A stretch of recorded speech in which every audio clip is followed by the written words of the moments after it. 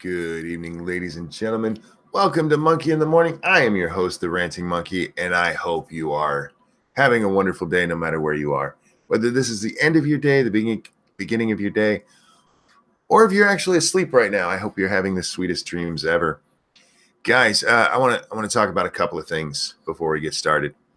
I want the day's topic to be things that I love, and when I say things, it's actually kind of a fucked up way to put it because it's people that I love, creators specifically, and we'll get to that in a minute. Two things inspired this. First of all, I logged onto Twitter today when I first woke up, like I normally do, and that may be a very bad idea. Shio, it may be a very bad idea because the last several days I've logged on and almost immediately been hit in the face with a wall of stupid so bad that it actually hurts. And today's, man. It was so bad I actually just sat there and kind of stared at it for a minute and tried to process it. And then it's like, hey, you know what? Fuck it. This isn't something my brain can process. Jen, how you doing? Nuts. Della Hayes, y'all are gonna. I'm not gonna get my story out. I'm gonna be yelling names all night. It's nice to see everybody. Thanks for stopping by. So, this guy jumps into the argument about Jim Carrey and what the hell's her name? Annabella Mussolini, whatever the fuck her name is. Mussolini's kid or great grandkid. Richo. And if you missed that whole thing, Jim Carrey posted on Twitter, said, if you want to know what happens to bad people, this is what happens to fascists. I'm paraphrasing, but that's basically what he said. And then he showed a cartoon drawing of Mussolini and his what's the word I'm looking for? Mistress, I guess. I mean, she wasn't his wife. His wife was back home with their kids. But he pretty much left her, and this poor bitch had to die with Mussolini. And Jim Carrey posts this picture, and Mussolini's granddaughter, you're a bastard. And like, maybe, but so was your great-grandfather. I mean, compared to your great-grandfather, the bastardness of Jim Carrey is like way down on the scale. It's like minuscule, barely worth mentioning. Good morning, Grisella. How you doing, man? Is Dax around tonight? I don't know. I threw the link out. Normally I give them a few minutes to come around, and today I was actually all ready, so I didn't have any way to skip the time. Excuse me. So anyway, this person decides to jump into that fight. They actually said Jim is more evil than Mussolini.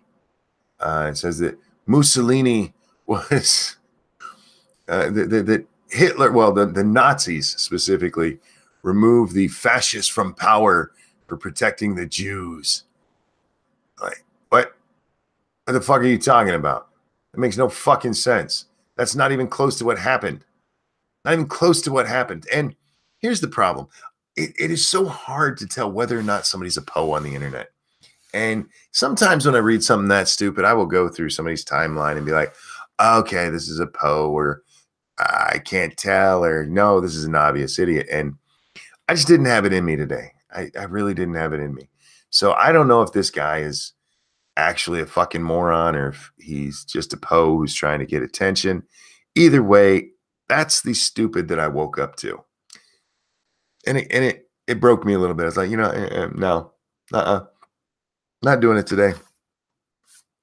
So I went and I played some Tropico 6 for a few hours, and then something kind of cool happened. And it's the first time this has happened. I got noticed, you guys. I got noticed in public. And not like I was walking down the street, somebody go, oh, you're Monkey. No, it wasn't like that. My wife had ordered something from somebody she knows who did not know I am Ranting Monkey, that her husband is Ranting Monkey. And the question came up, how do we get the money to you? How do we get the money to you? And my wife asked the person, do you have PayPal? And he goes, yeah, I have PayPal. And so my wife asked me if I would send the money through my PayPal. I'm like, yeah, no problem. And if I send you money through my PayPal, it comes up as Ranting Monkey Incorporated. And this person got that, and they're like, wait, the Ranting Monkey? And my wife's like, oh shit, she knows who he is. And it's cool because it turned out really cool. He's a fan of the show, and he's a fan of Sinatra. He's a fan of Bering, and that's the first time anybody that in real life noticed me who didn't know I did this. And it was a cool feeling because I remember he got really excited by it. And I remember, like the first time I talked to Bering, how exciting I was. And actually more important than what actually inspired this is as my wife was telling me how excited the guy was. And if you're out there, don't be embarrassed by it. Trust me, you didn't do anything I've never done. Seamus. But I remember how I started. And if you guys don't know this story, Necrosol, if you guys don't know this story, you're about to hear the origin of Monkey. And if you do, just sit back, relax, and listen to it again. You would not be listening to my voice right now, or chances are you wouldn't be listening to my voice right now if it wasn't for Bering. And the way I had just about 100 subs. And I remember giving my wife shit because she hadn't subbed to me yet. It's like, why haven't you subbed to me yet? And so she finally subbed, and right at like the same day, I'd made a response video to Michael Chicken Fucker Rollins.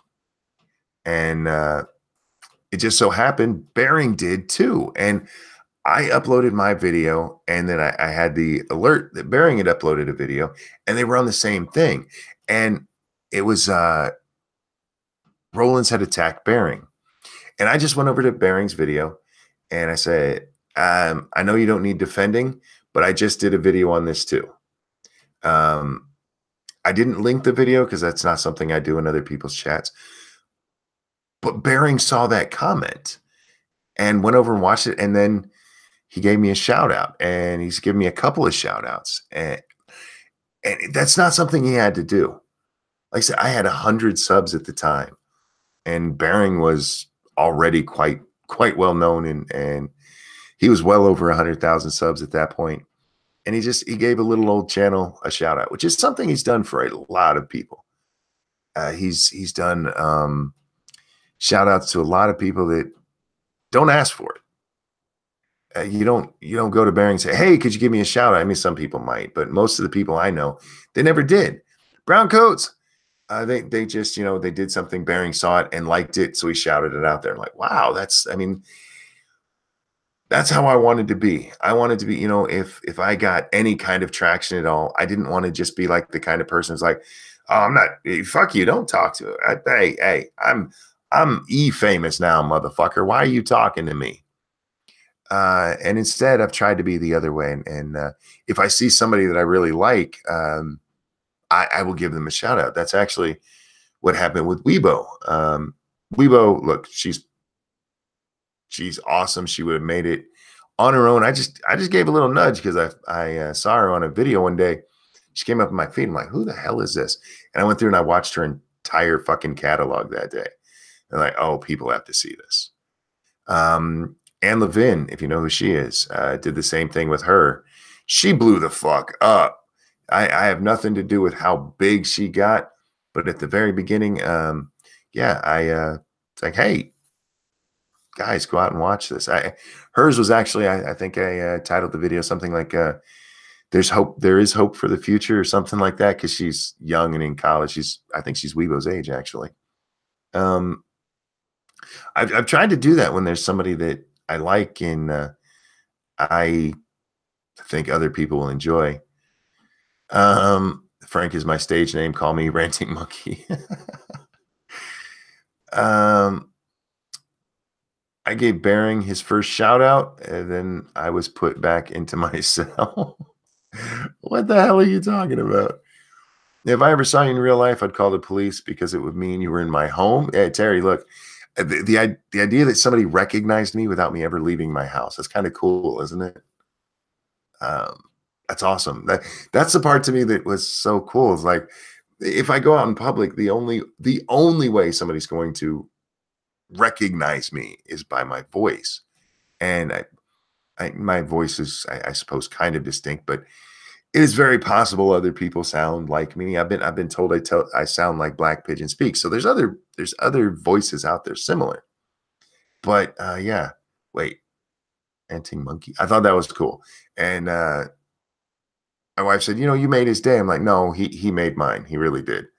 And told him, make sure you thank him for watching, because fuck, he could be doing anything else with his time.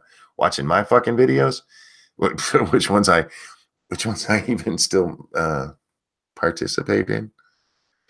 Don't give me any shit, guys. You know I've made a whole bunch of them. Kiss my ass. Anyhow, so I got the idea, and like, you know what, we might get into some news, because there is some in there, and of course we'll talk about titties at some point, I'm sure. But I wanted to talk about people I enjoy, and Bearing is one of them.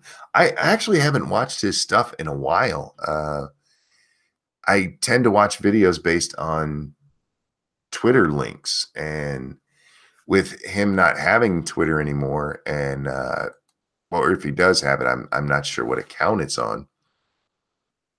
And last I knew, he wasn't making them very, very often. Yeah, I just out of sight, out of mind kind of thing. And I hate that, because like I said, I love Bearing, and he's making them like weekly still. So I'll have to go through and keep watching or catch up. Hit that bell, monkey. Look, I have bells hit on fucking everything. Bearing is the first bell I ever hit. And I don't have it set to occasional. I have it set to all. But YouTube needs to fix their shit. We notice. YouTube, fix your shit. So yeah, mostly I get told about the YouTube Saints. Those are the only ones that come through my notifications on a regular basis, and I don't know why. Plus, in my notifications, I get comments. Not all of them. If you comment on one of my videos, there's like a 1 in 1 million chance it'll end up in my comments or in my YouTube notifications. So there's that as well. So it may be in there, and it just gets pushed to the bottom. I get unbilled from people all the time. No, you don't. Nothing for you here. YouTube has assured us that doesn't happen. Who am I going to believe? Them or your lying eyes? I can't believe they came out and said that shit. No, we have not noticed. We looked at it, and nobody's actually getting unsubscribed from people. That never happens. Like, you guys are a bunch of lying fucktards. Fix your shit. We all know that you guys have problems, so fix your shit. Did you watch that stupid pay gap commercial I sent you? No, I didn't get a chance to, but I got off the stream earlier, went and took a shower, and it completely slipped my mind. And then I remembered it in the middle of Lords of the Night. And since I'm busy during that, I never got a chance to watch it during. And then I just remembered it again when you mentioned it. So I will watch it, but yeah, I haven't seen it yet. Because don't forget, guys, it is Pay Gap Day, or was. John, yeah, Pay Gap Day, guys. Make sure if you do donate tonight that you donate 100% of what you want to donate, because YouTube takes 30% like I'm a woman. That's not fun. Ooh. They don't like when you make. They don't like it when we tell people not to donate through Super Chat. I'm not telling you not to. If you want to donate through Super Chat, please do. Otherwise, yeah, through the Streamlabs is if you donate through Streamlabs, they don't treat me like I'm a woman. Let me put it that way. They don't give me that 70% of the pay. But I'm not telling you to do that, because that's against YouTube's rules. Shio says, and demonetized. I was looking, because right before the stream, I did take a minute to put some of the videos or streams lately into the unlisted list. By the way, guys, if there's ever a stream that you missed and you want to catch up and you can't find it, check the unlisted. playlists on my channel because I do put them all in there, except for the infamous pussy stream. That one had to come down because whoopsie. But all the other ones go into an unlisted playlist. But yeah, I was looking through the fucking list, and every goddamn one of them has that little yellow circle. I got to start. I used to go through just out of spite and challenge all of them. Even the ones I knew was like, yeah, this is probably not right. They probably should keep this one demonetized. But I used to do it just out of spite, and I've fallen out of that habit. And yeah, I should probably start doing that again.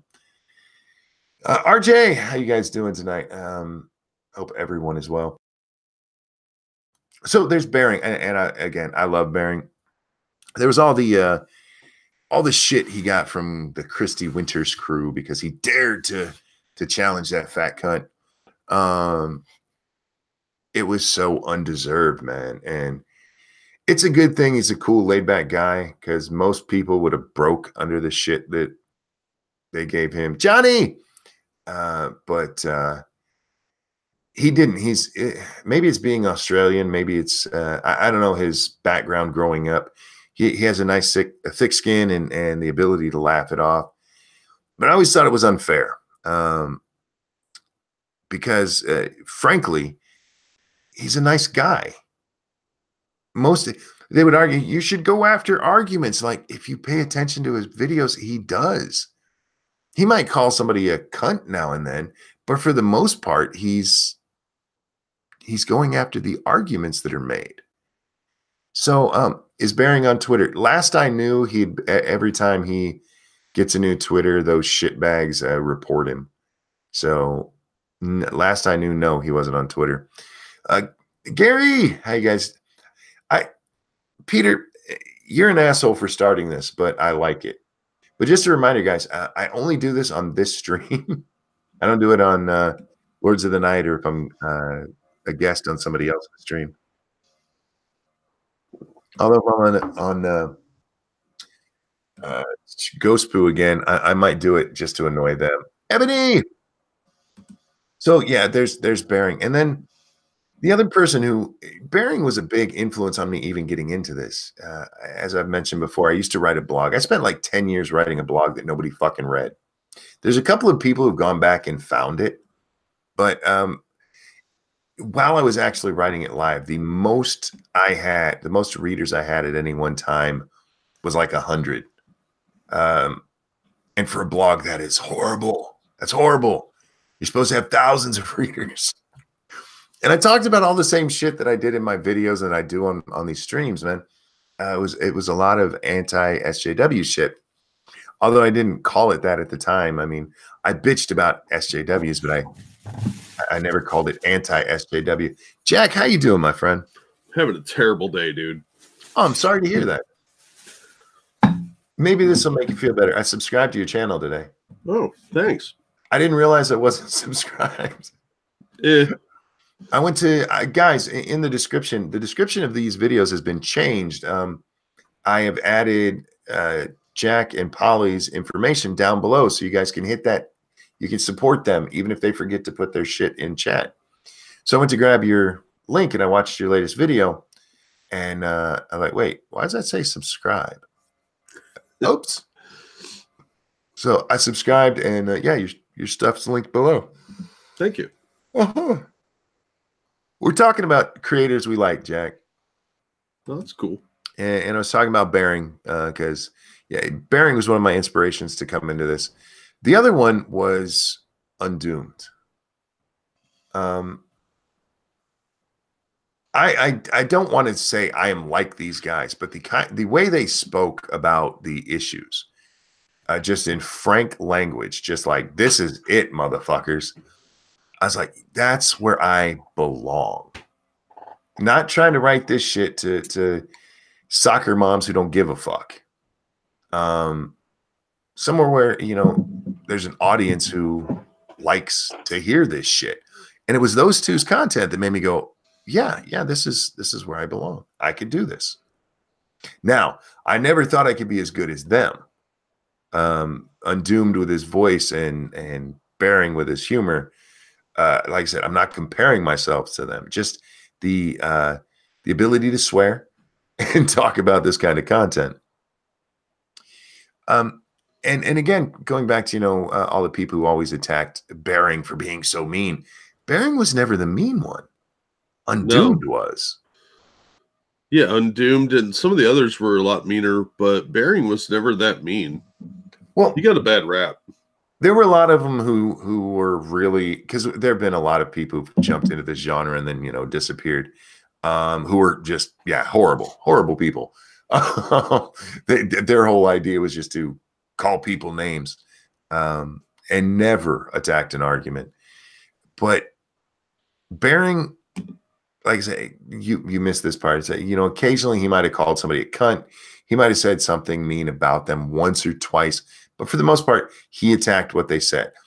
Undoomed, he would do both, and he would do it harsh, just like fuck you. And it always amazed me that the winners crowd never went after him. The only one who tried was Danny Kortz. But Danny's retarded. Exactly. I have this idea that they never went after him because Bering is the nice one. Yeah. Undoomed doesn't give a fuck. Yeah, Undoomed will tell you go fuck yourself. But if you guys haven't seen, Undoomed has done a couple of really good videos recently that have nothing to do with this stuff. He did one on the Son of Sam shooter, and he also did one. Was it the Battle of the Bulge? Yeah, that was a great video. Yeah, he's done some really, and it's quality work, guys. Omar, go check it out if you haven't, because man, it's so different from what you're probably used to seeing if you watch his anti-SJW stuff. From there, I mean, these ones are going to seem a little self-serving, but Satsu is actually one of my favorite creators. And it's because Satsu has a weird way of looking at the world. Thank you, Uncle Sam, for the donation with no comment. I appreciate it. Thank you so much. Yeah, by the way, guys, all donations are appreciated. This is my job, and you are my boss. And yeah, so Satsu, I was very proud of myself way back when the do you remember that all the videos questions for anti-SJWs? Yeah. So many people answered those. So many people did. And being honest, 95% of them pretty much said the same thing. Yeah. The answers were identical. And in some cases were identical. I ain't naming names. I'm not pointing fingers. But I was like, I've already seen these answers word for word. But I was proud of myself because my answers were different than any of the other ones I saw. And I'm not patting myself on the back, but I have a weird way of looking at things. But then when I watch Satsu, and that one, real quick, I want to back up. That's happened on a lot of videos because there's overlap. There's just going to be, because there's only so much content to do. And I was always proud of myself because my answers tended to be off the beaten path. But as off the beaten path as I am and feel I am, Satsu, man, he's over there in a whole nother county. And it's not a bad thing. It's not like he's retarded, or, it's not like he's babbling to himself. He comes at things from a way where often he's the one going, wait a minute, guys. Did we pay attention to what was actually said here? And he'll catch things that nobody else does. Yeah, and that's why I like him too. And it's great. And that's what originally drew me to Satsu. And then I got to talk to him a couple of times on streams and no, we got to do something together. And then he left me for a whole fucking year, bastard. Well, I don't know what to tell you. My original lineup for Lords of the Night was me, Scribe, and Satsu. Nothing against STA. I love STA, but Satsu bailed on us.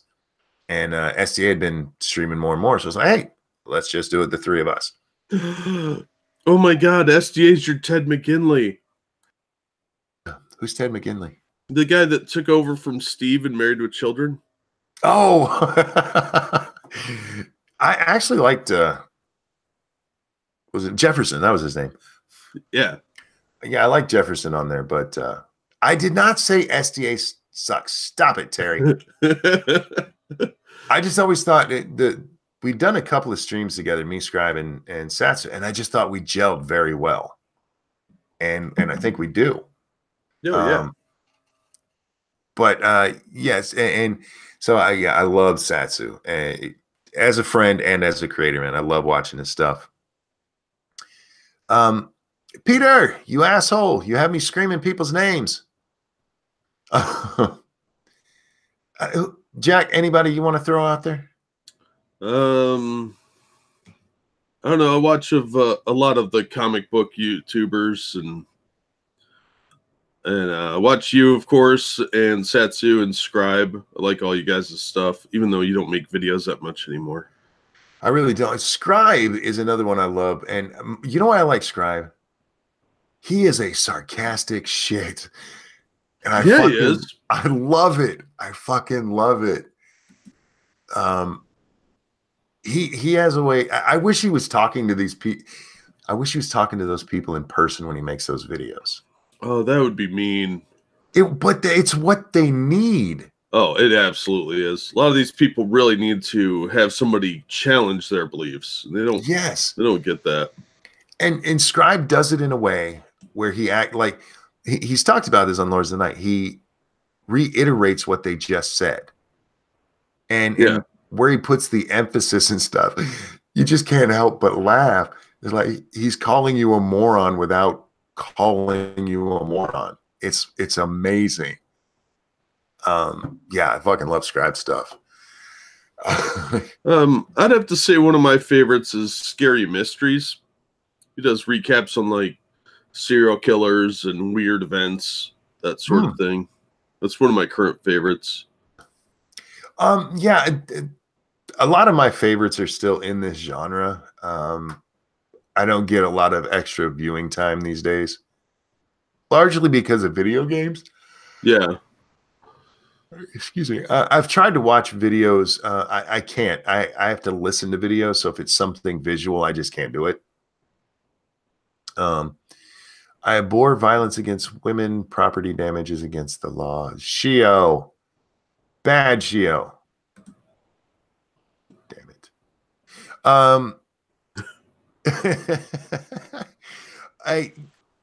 I have to mention the Ghost Poo guys. One, Irate Bear. Me and him, we go way back.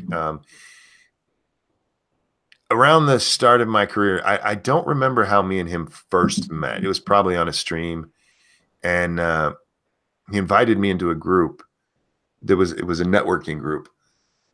Not like it wasn't a way to like talk about content. It was just, hey, how are you guys today? And then occasionally, hey, you wanna work on something together? And there were a lot of us that were in that group, and I probably owe most of my YouTube friends to Irate Bear because he introduced them to it. It was like a party, a meeting party at Irate Bear's house. And it was great. He's such a sweet guy. I don't know if that comes through, guys, but he's one of the sweetest people. Don't tell him I told you this. One of the sweetest people on YouTube. He really is, and I love him to death. Sinatra and me, I love Sinatra, and a lot of people ask me, why do you like Sinatra? And I'm like, because the honest answer why I like Sinatra is, one, he makes me laugh, and whether you guys know this or not, he's also a really nice guy. He was one of them that was in that original group, and I like that Sinatra and I have been able to have arguments, big blowout arguments, and then at the end we just like, all right, cool, we're done with that. A lot of people say they can do that, but I mean, I've actually seen that with him. I think we've had 3 big blow up arguments on Twitter where we're just arguing about shit, and you would think we fucking hated each other, but at the end it's like, cool, dude. I'll talk to you tomorrow. Sinatra's cool like that. You might not agree with his politics, or I know he rubs some people the wrong way, but he's a cool guy. And then there's Drunkle, who may be the funniest motherfucker. He is, I think he's tied for the funniest motherfucker on the platform. No offense, Jack, you are up there. No But worries. Drunkle and Ghastly, holy shit, those two make me laugh. And for me, making me laugh is a big deal.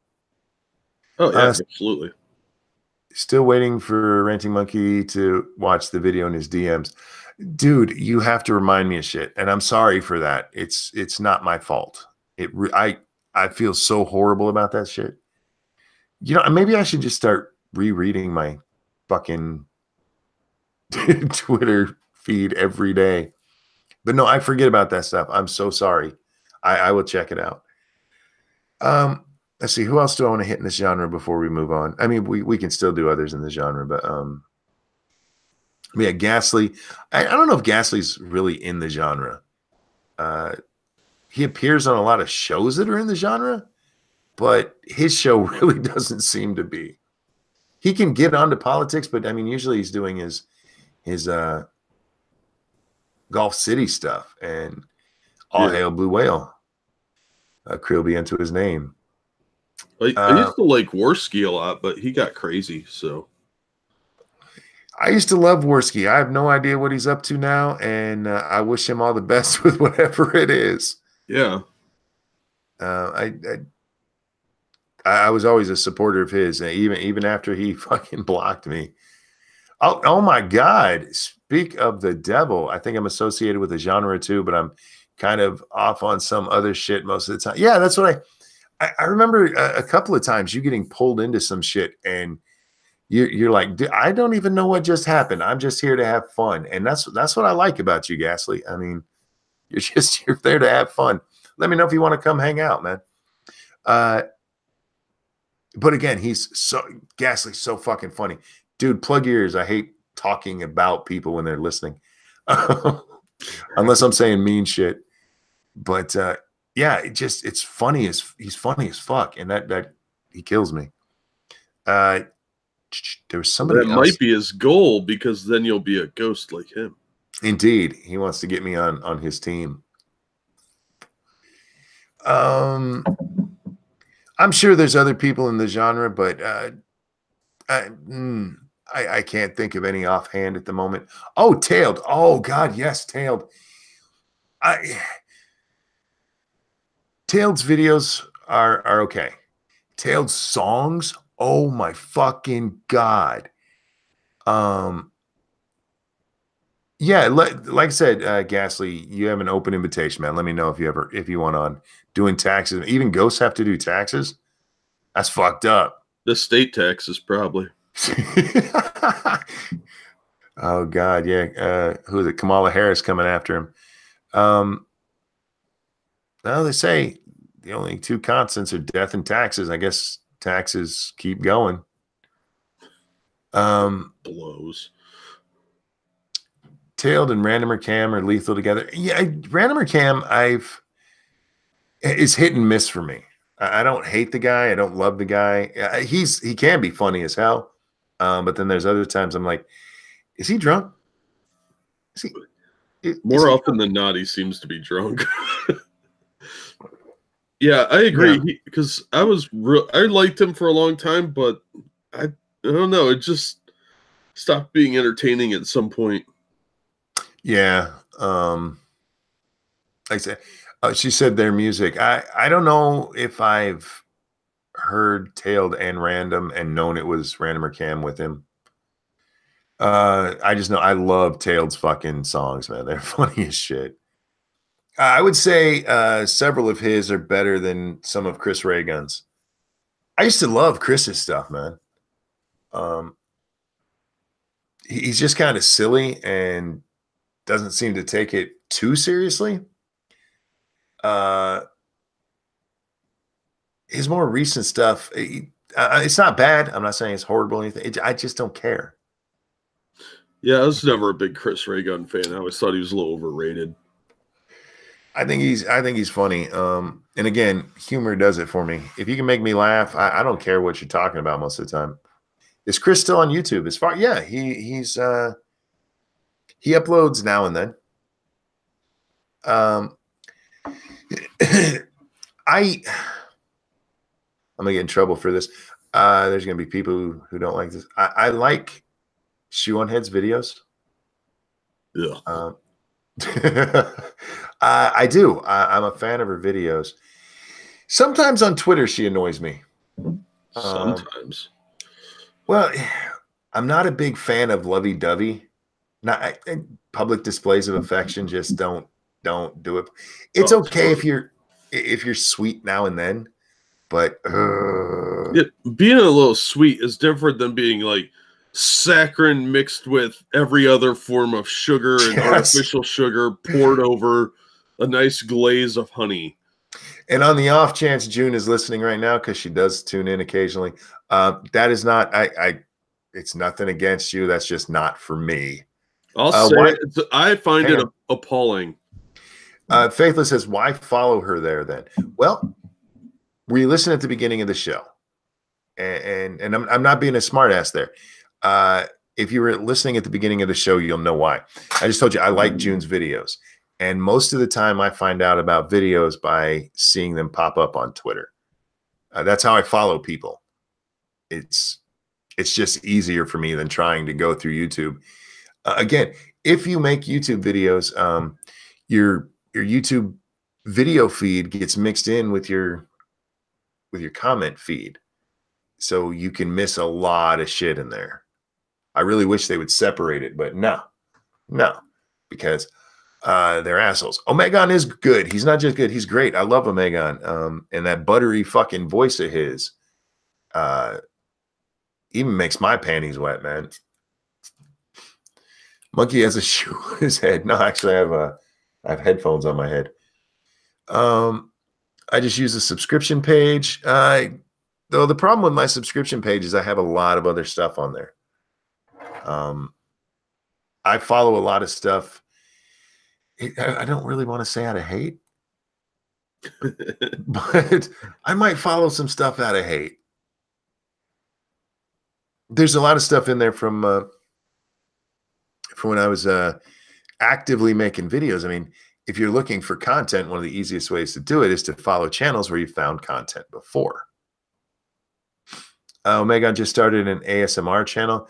He should be good for that. I mean, with his voice. I've been told I should do it. No, but there's a couple Undoomed, man. He would make a killing at that shit. I bet people would. Those weirdos who like people eating. Oh God. Can you imagine Undoomed? This is so tasty. Yeah, there's women who would just orgasm just from that. That'd be nightmarish. Yeah, I mean, it would be the stuff of nightmares for some people, but others, I mean, to each their own. I got Streamlabs here. Thank you, Not Shio. What does communion bread have in common with the Catholic priest? They're both crackers that children swallow. Nice.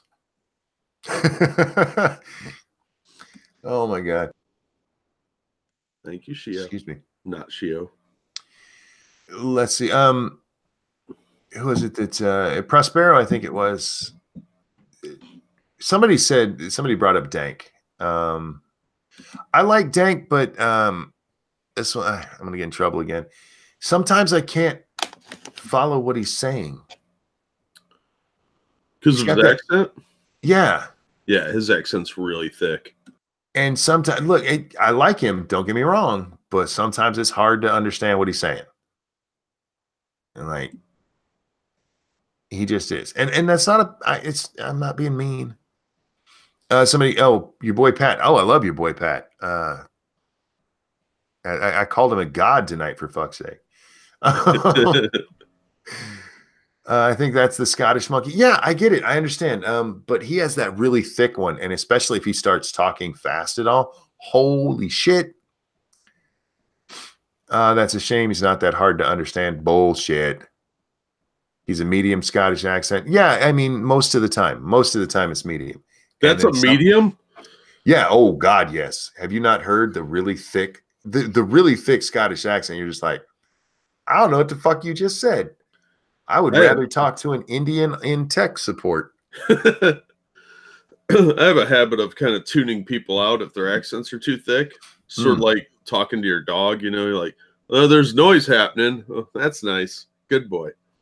Well, there's also the problem that sometimes I like to listen to videos on 2x, especially if I have other stuff to do. I'll put it on 2x just so I can, get it done with. If you make a 20-minute video, chances are I'm going to watch it at 2x because I ain't got time for that shit. And go try to watch Dank at 2x. Kyler says Dank hard to understand. How about near impossible? No, most of the time I can catch what he's saying. It's just there's certain times, and I'm not being mean. I still like what he does. I like the content he produces. It's just sometimes I can't understand it, and it's an American thing. I play everything at 2x. There's certain people I can't, and it makes me nuts. And then there's other people I don't want to because I actually like the flow of their videos. But yeah, most videos I watch at 2x.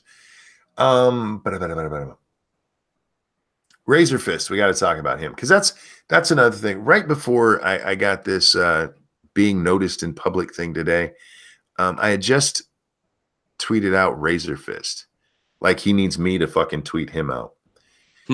But there was I don't want to say it was a break in the Michael Jackson case. There was a correction in the Michael Jackson case.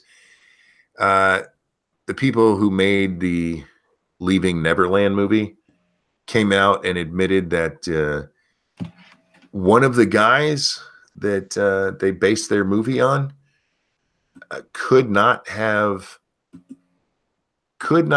been molested the days he said he was.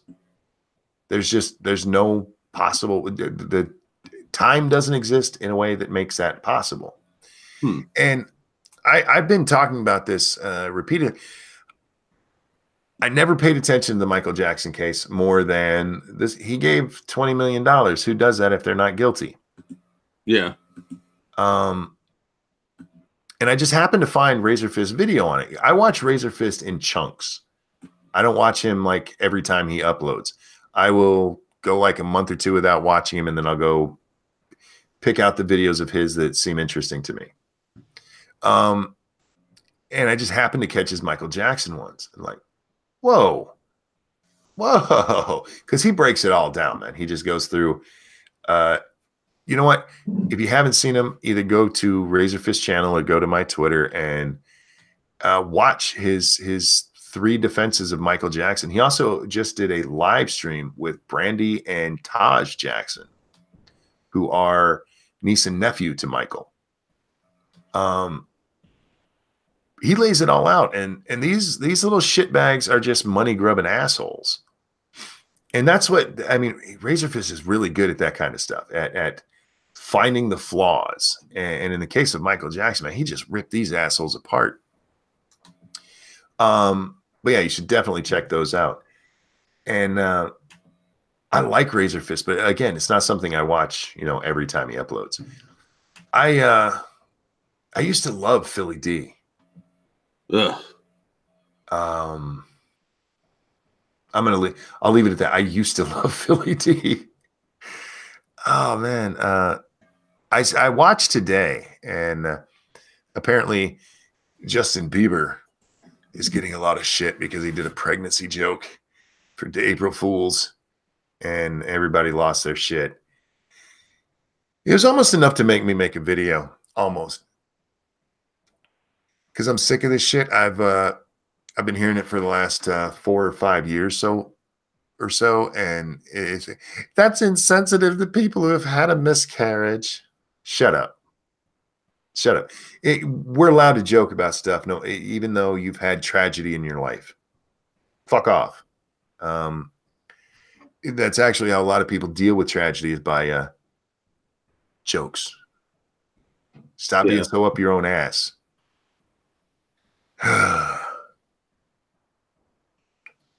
somebody making a joke about being pregnant and then not actually being pregnant is not in any way insulting you and your child that you miscarried. Shut up, you fucking morons. But right after that story, Phil D goes in to talk about how he's shutting down his store. And he said, if you're wondering why, come back and we'll tell you. I'm guessing he's actually going to open his own store. He's probably hired his own little Chinese kids to make his own brand. He's making too much money off of the stuff he makes for him to be just shutting it down to shut it down. Yeah. Well, there's always somebody like him making money hand over fist is going to get rid of money. He's going to, every time he throws out a new shirt, it like sells out immediately. And then they have to do a second run. And the only problem I have with the pregnant April Fool's joke is that they have been done to death. Well, they have, but people still fall for them. So fuck it. Who cares? Look, at my age, they've been done to death. I don't know how old you are, Richo, but I've been hearing that since I was at least 15. So we're talking almost 30 years. But there's 20-year-olds alive today who never heard anybody make some of the jokes about being pregnant that I heard. You know what I mean? Like my friends in high school made those jokes. And people born 20 years later didn't hear that joke. So to them, it's new. Leave them alone. Let them make their stupid jokes, man. It's fucking April Fools. Yeah, the pregnancy thing actually happened to a friend of mine. So he's sitting on his couch and she tells him she's pregnant. She's lying through her teeth. Oh, the next week, she actually did get pregnant and no one believed her. Nice. That's called karma. I felt a little bad today. I don't know if you remember. Yesterday I said, it'd be a horrible time for somebody's dad to die on April 1st because nobody would believe him. Yeah. Ralph found out his dad died. Ethan Ralph. Dude. And it was posted on the 2nd, not the 1st. So one, condolences to Ralph, but that was the first thing I thought of. I'm like, Jesus Christ, I joked about that last night. So yeah, I know there's a lot of people who don't like Ralph. Good for you. His dad passed, and as a grown man whose dad passed just a couple of years ago, let me tell you, that's rough. Yeah. I think it was actually harder, my dad passing than my mom passing. Mom passed when I was 14, which, God, that sucked. But dad passing, and suddenly I was the patriarch of the family. Like, that's a scary thought, y'all. Everybody turning to me for stoicism and direction. Like, I need my dad. What's up, Polly? How you doing, man? Hello. Hey, your mic worked immediately. I know. I just plugged the mic in first. Now I know. Polly, yes. Couple of things. One, I've thrown your link down in the description so people can find it even if you don't throw the link in there. Ah. But two, we're talking about people we love today. We're actually, we're all over the place, but we're talking about creators that we love. Are there any you'd like to throw out there? Creators that I love. Yeah, like YouTube creators, content creators, social influencers, if you will. Jesus. What? Are these content creators I'm personally associated or acquainted with, or no? Well, anybody. I did Satsu, but I also did Razorfist. I've never met him. Yeah. Well, I would have said Razorfist first. He's probably my favorite content creator on YouTube that I don't know. I can see that. Who's that? The guy you keep making me watch? I always forget his name. I watch him. John Ward. John Ward. Yes. Yeah, John Ward is definitely worth looking into. He's not. He's a lot like Razorfist in the sense that it's a really strong flavor. Check out a couple of videos. If you like it, you're gonna like a lot of it. If you don't, it's cool. Don't come back. You know what I mean? Yeah. It's that sort of thing. I want to address a couple in chat real quick. Sorry. Daniel says Red Letter Media for me. I'm not a huge fan. They're okay, but they're a little dry. And then Steven says, I love Styx Hexenhammer. I don't hate Styx, but I would rather watch Razor Fist. I'm not being mean. Styx is Styx. Give me Razor Fist. Give me some passion. I want some passion. I'm dispassionate enough in my delivery. Give me somebody who's passionate. Okay, so Razor Fist. What? Okay, for me, Razor Fist. It is his fucking delivery. Yeah, absolutely. Nobody delivers a line like that motherfucker, and I am so jealous of it. Yeah, but we're also biased because all three of us are big fans of Dennis Miller. So, well, yeah, and for those of you who don't watch Razor Fist, I've said this before. He's like a heavy metal Dennis Miller, and that is not an insult to either of them. Mm-hmm. Man, he's so good, so good. Fucking speed. That's right, Bubble Farts. Yeah. And it's the range of content too. It's like it's game live streams, it's game reviews, it's movie reviews, it's rants for comedy's sake, political commentary. It's a fuck ton of shit that he does. Mm-hmm. And just broke 200,000 subs. Jesus. He's been on YouTube for over 10 years. Well, he's getting a lot of attention for this Michael Jackson thing. Yeah. Well, when you get two Jackson kids on to interview them, fuck, that was amazing. What a get for him. Good on you, man. Good on you. And it was a good interview. It really was. Yeah. He toned down his usual cussy self and stepped a little bit out of character for it. And good. That makes sense, right? And it was, but what I loved is that he was still cracking jokes, being very much Razor Fist, and they were laughing along. Neither of them they were offended or anything stupid like that. It was cool. What about in comics? Do you have you mentioned you had that one guy on. Is he a YouTube creator? Yeah, absolutely. That Umbrella Guy, Tug, TUG for short. I'm a big fan of his. Guys that don't like Ethan Van Sciver, kind of like, he doesn't need anyone's help, if you know what I mean. He's he's probably the biggest name in Comicsgate. So if you already know comic stuff, you probably already heard of him. It's Tug, that Umbrella Guy, Yellow Flash is awesome. But two of the guys that I think that really deserve a higher profile and don't really have it are Young Ripa 59 and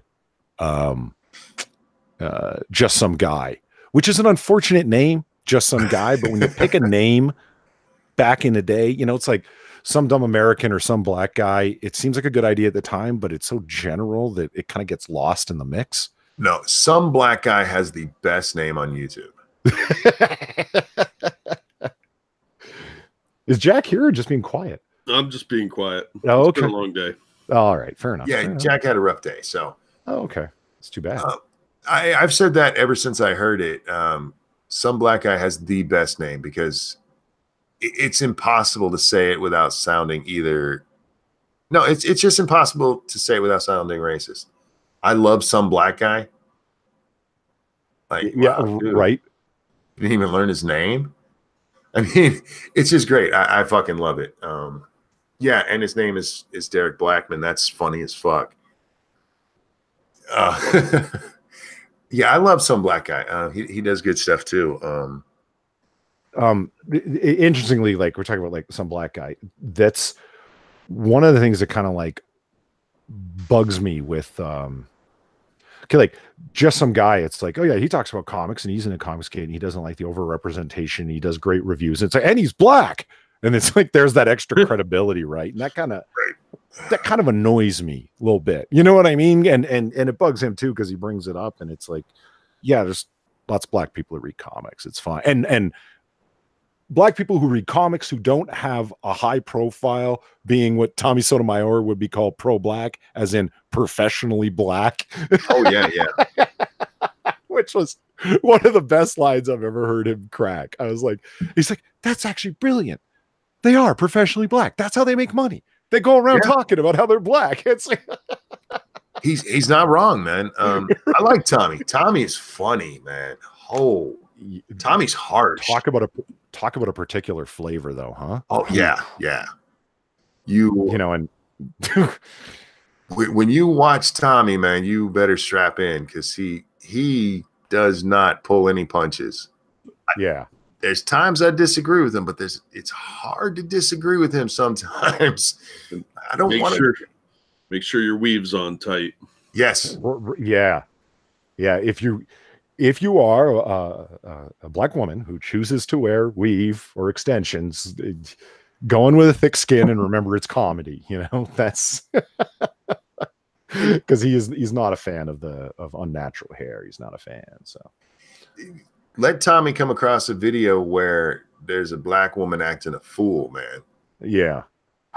Especially if they're throwing snack packs. Oh God. Oh yeah. Jesus. I haven't heard him talk about that in a while. Ooh. Because that's funny. Snack pack throwers. Yeah, he's extremely interested in the take responsibility for yourself. Take fucking responsibility for yourself, right? Yes, so therefore is completely willing to assign responsibility for everything to the person doing whatever it is they're doing. You know what I mean? Yeah. Well, hell, if you're the one doing it, it is your responsibility, for fuck's sake. Yeah. Can you guys hear that? I'm sorry, I'm having to move my mic. No, I don't hear anything. Good. I'm going to throw out a name. I don't know if you guys like him, but I love his stuff. He makes me laugh. Paul Joseph Watson, his videos. I'm not as much a fan of him on Twitter. This is another one, guys, where you go, well, why do you follow him over there? Because that's how I find his videos. His videos make me laugh. Now, yeah, if you dissect him afterwards, there's some problems from now and then. But Paul makes me laugh. And I love his delivery. I really do. Plus, I love the fact that his hair changes with every video. I wonder how much time he spends on that hair. A lot of time on that hair. Like, do you think we could get a side-by-side of him spending time on his hair and Philly D spending time on his? Make it a race? That's a random question. And I just thought of this one because of Philly D. Talk about like doing hair. Is there any man that you know of that is wearing more makeup than Philly D, but isn't deliberately wearing makeup? Like if they're a goth person who's kind of got raccoon eyes or whatever the fuck, that doesn't count. Yeah. You know, Onion Boy, Onision. Oh, fuck. Of course. Yeah. There's no one who wears more makeup than him as a man. That's real quick, Miles. Thank you. Hey, guys. Went to the dentist to have wisdom teeth extracted. The only thing that kept me from going insane from the agony is at least Hillary at the present. Isn't president. Here's to hoping for leftist tears. Oh, dude. Look, I will not be voting for Trump, but I hope he wins. And not because I care about his policies. At this point, I don't trust anybody to actually do what they say.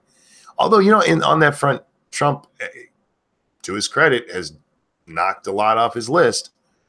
A lot of it's been overturned by courts, but he's at least tried. But I just want to see him. I want to see the left melt down again. Yeah. Oh man, to top that, fat ugly girl screaming no in the parking lot. Oh yes, dude. They're gonna spaz out so much worse if he gets reelected. Some of them will literally explode. Yes, I'm excited to see that. But back to your question, yeah, Polly. Onision, excuse me. As somebody in chat said, where's all the makeup? he was God, what was the tragedy? He came out after some tragedy. It might have been Manchester, and was talking his shit again about how you guys don't really care about that. Yeah, it was the at the Ariana Grande concert. Oh, okay, yeah. That's where he's. Yeah, people die every day. Why do you care about this suddenly? Oh, shut up, attention boy. Like it. Well, he followed that up with a video, just saying, "Look, I'm just telling the truth. I'm just telling the truth," and I still say I made it happen. I pointed out to him, "Well, if you're telling the truth, why are you wearing so much makeup?" And he stopped wearing makeup for like 3 videos. Yeah, and it's like, well, okay, it's not just that he's wearing makeup, it's that he's wearing makeup, he's doing the video effect. What is the layering live action skin treatment?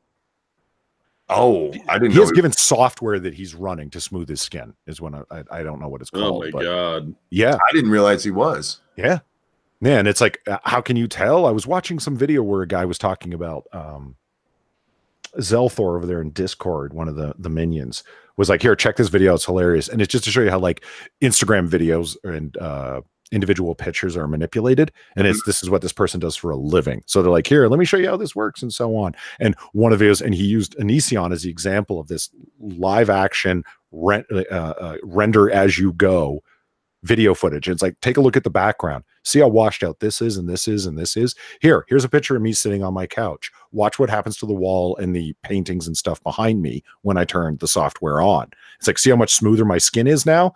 Look at the paintings, look at the wall.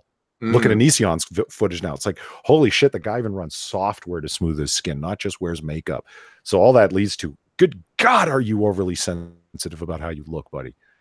Real quick, thank you, Johnny Hellcat. Suit Yourself's Twitter, not for the faint of heart. Suit Yourself posts a lot of Suit. You post some nasty shit. I think me and Suit Yourself would be good friends in real life. I like Suit, but yeah, man, his Twitter. Oh god damn. I don't care that Onision wants to wear makeup and stuff. It's just when he's out there bitching about how he's true and honest. I'm like, well, you're not being honest about what you look like, bitch. Yeah. That dude's a pretty extreme narcissist, and yes, he is. Wouldn't surprise me if there were, if some skeletons turned up somewhere near his basement. I would not be shocked. I thought you meant from his past, not literal skeletons. No, we found those. No, he's got some really bad acne, so I understand him wearing the makeup. But again, I mean, you're not being true, motherfucker. I mean, pick a lane and stick in it, you dirty bitch. Man, he's an asshole too. Talk about not being able to take any criticism. Yeah. Actually, I'm just going to pop that link. That's to Just Some Guy's channel. The one guy I was talking about, it does great comic reviews. He's kind of like underrated in comics as they go. I think he's at 35,000 subs, but his material is worthwhile. Is definitely worth more than that, in my opinion. I'm going to post a link to the most underrated comic review channel. It's in the description too, if you need it later. It is, guys. Don't forget to check out the channels of the gentlemen here.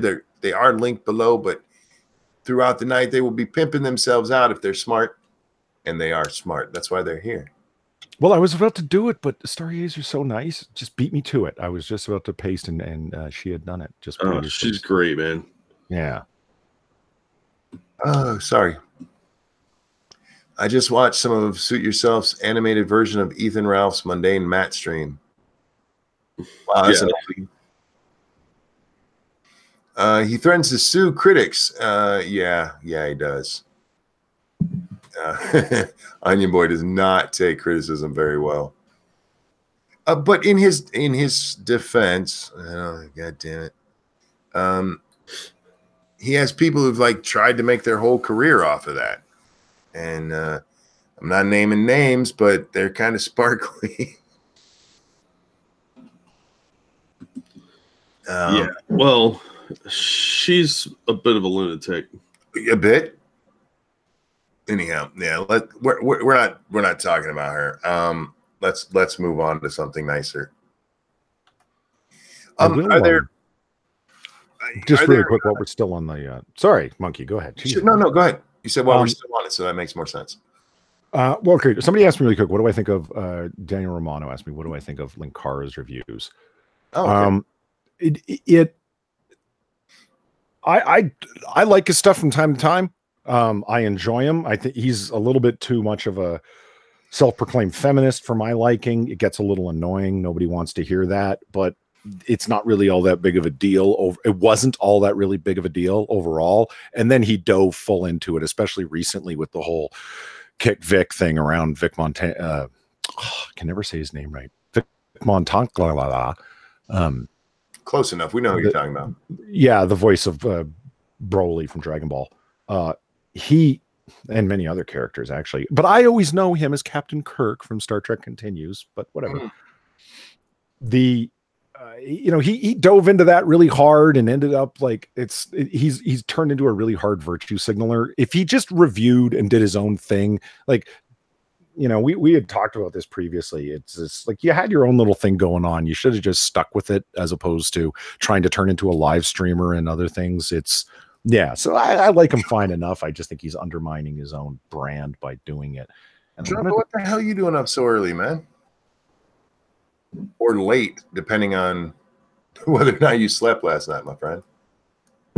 Yeah, Devil Fruit Zero. Mignonia. Thank you. Yeah, I think it is Mignonia. No, you got to do what I do and just go, look, I am never going to fucking remember that. I'm never going to remember. Ed from Full Metal Alchemist.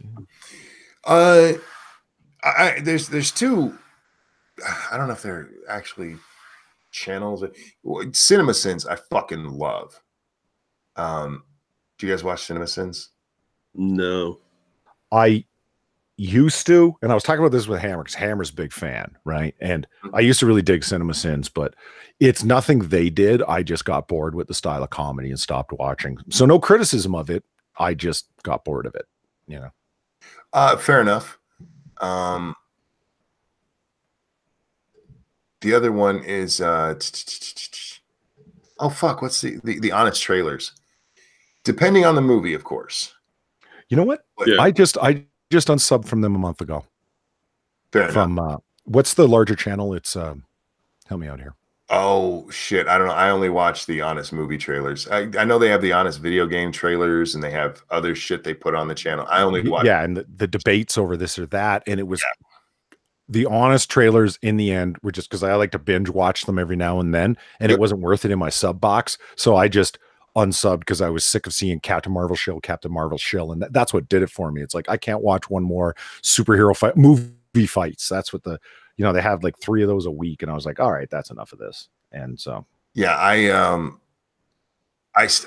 watch their Twilight one like every 6 months because it makes me laugh every fucking time, especially when they joke about how this is a teenager with a really, really, really old man.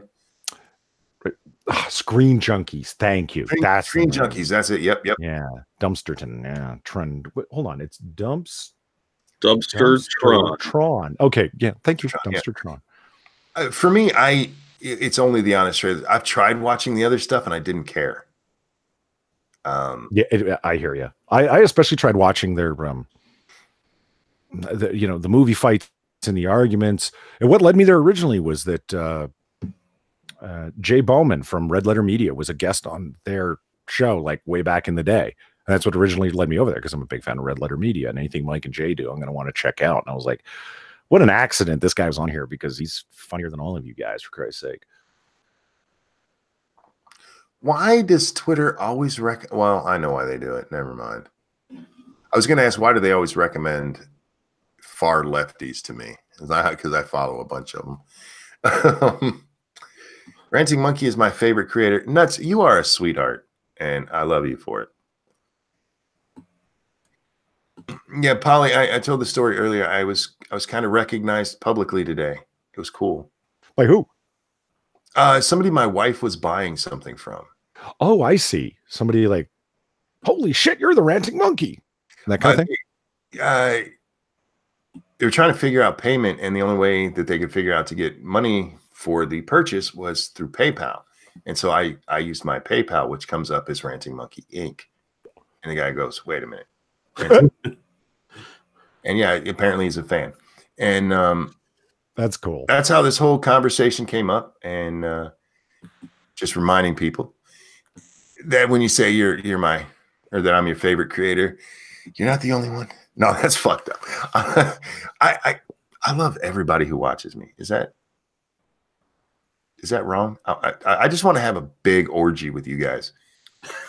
You could have just Jesus. I want to get a tub of Vaseline.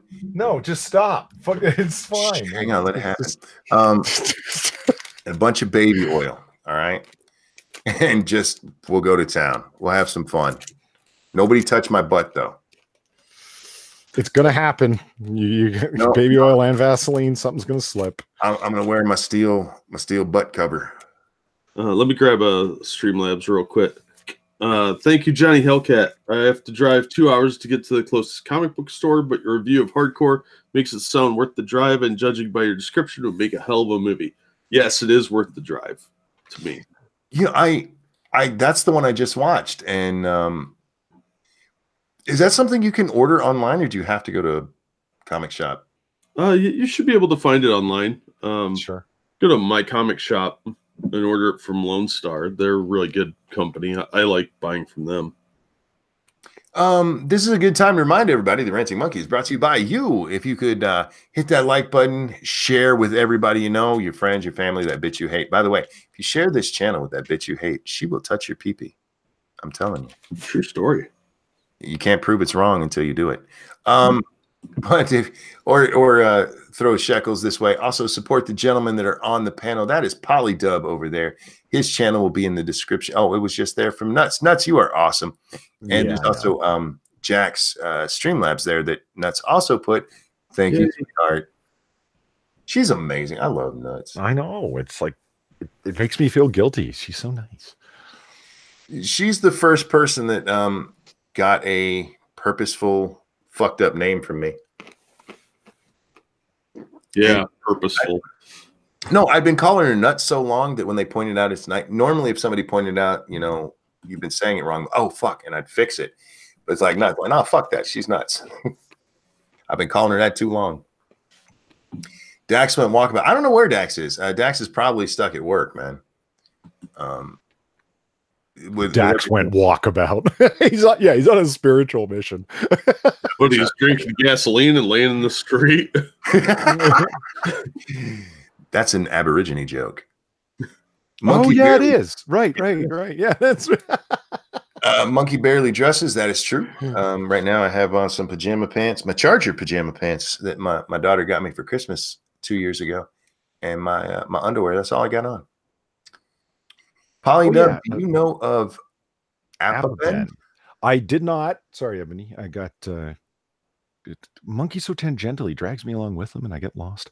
I did not know, but I just looked up. For real, you motherfucker. But I just looked him up. I have not heard of him before, but I'm going to sub just to see what's going on. I will take your recommendation seriously. This is why me and Polly have such great conversations, because despite what he may have just told you, we do that to each other. Oh, yeah. We'll be headed down the street, and one of us will go, wait a minute, let's go this way.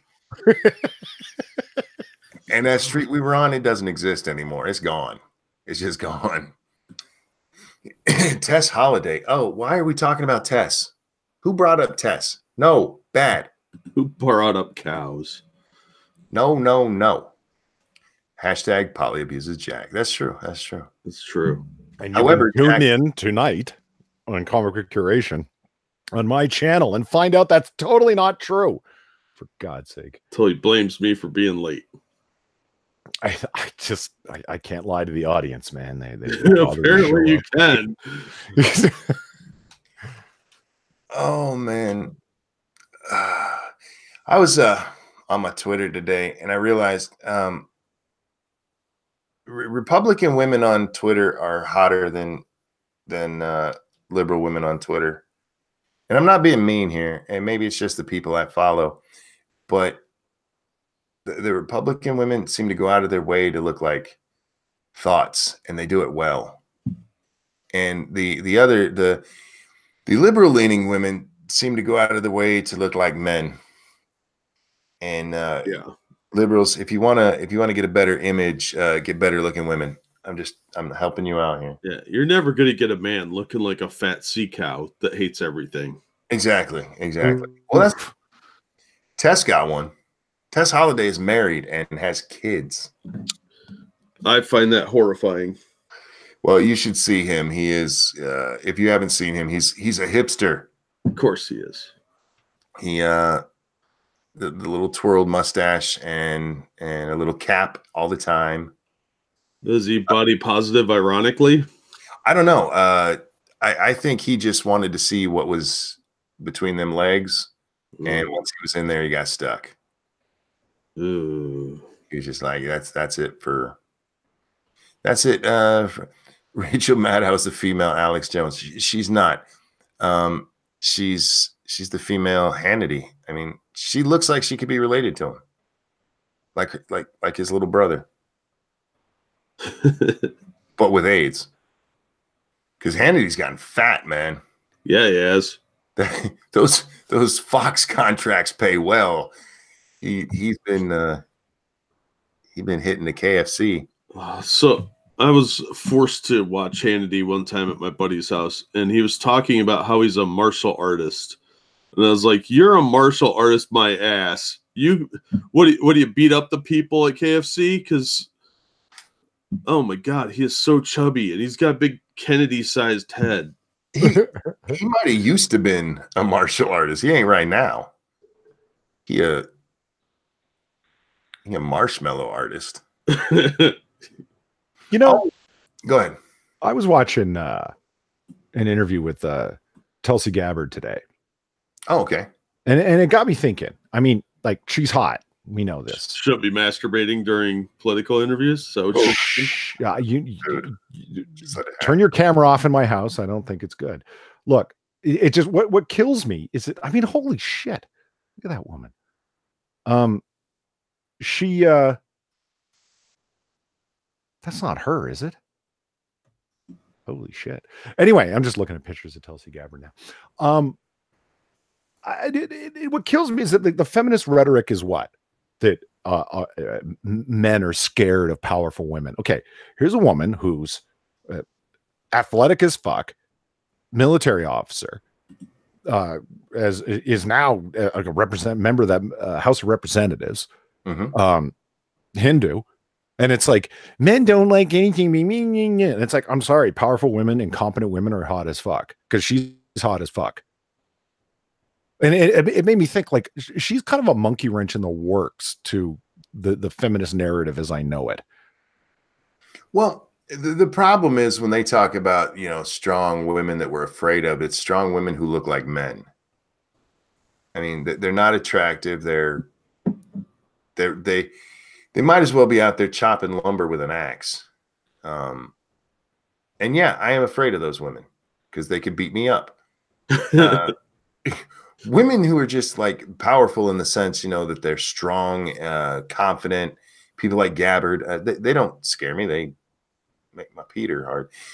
Big Father. That's a weird thing to say after Peter hard. Makes my Peter hard. Big Father. Jesus Christ. No. And Blunty, your secret is safe with me. Yeah. I'm not afraid of strong women. I like strong women. I don't like women who look like men. I don't think that's wrong.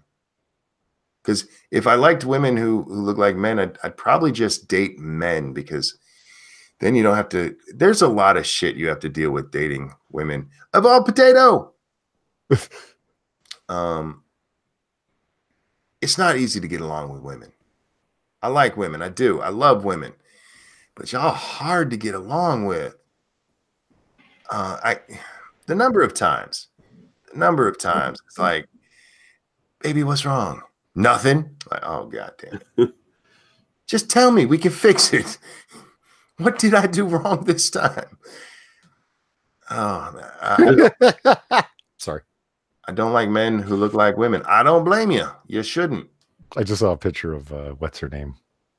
What's her name? Kim Kardashian in a maternity bathing suit. And the picture just looks absolutely photoshopped because, yeah, she has the pregnancy belly, as you would expect, but she's also got that big fat fake ass and these tiny little chicken legs sticking out from underneath it. So it just looks photoshopped as fuck.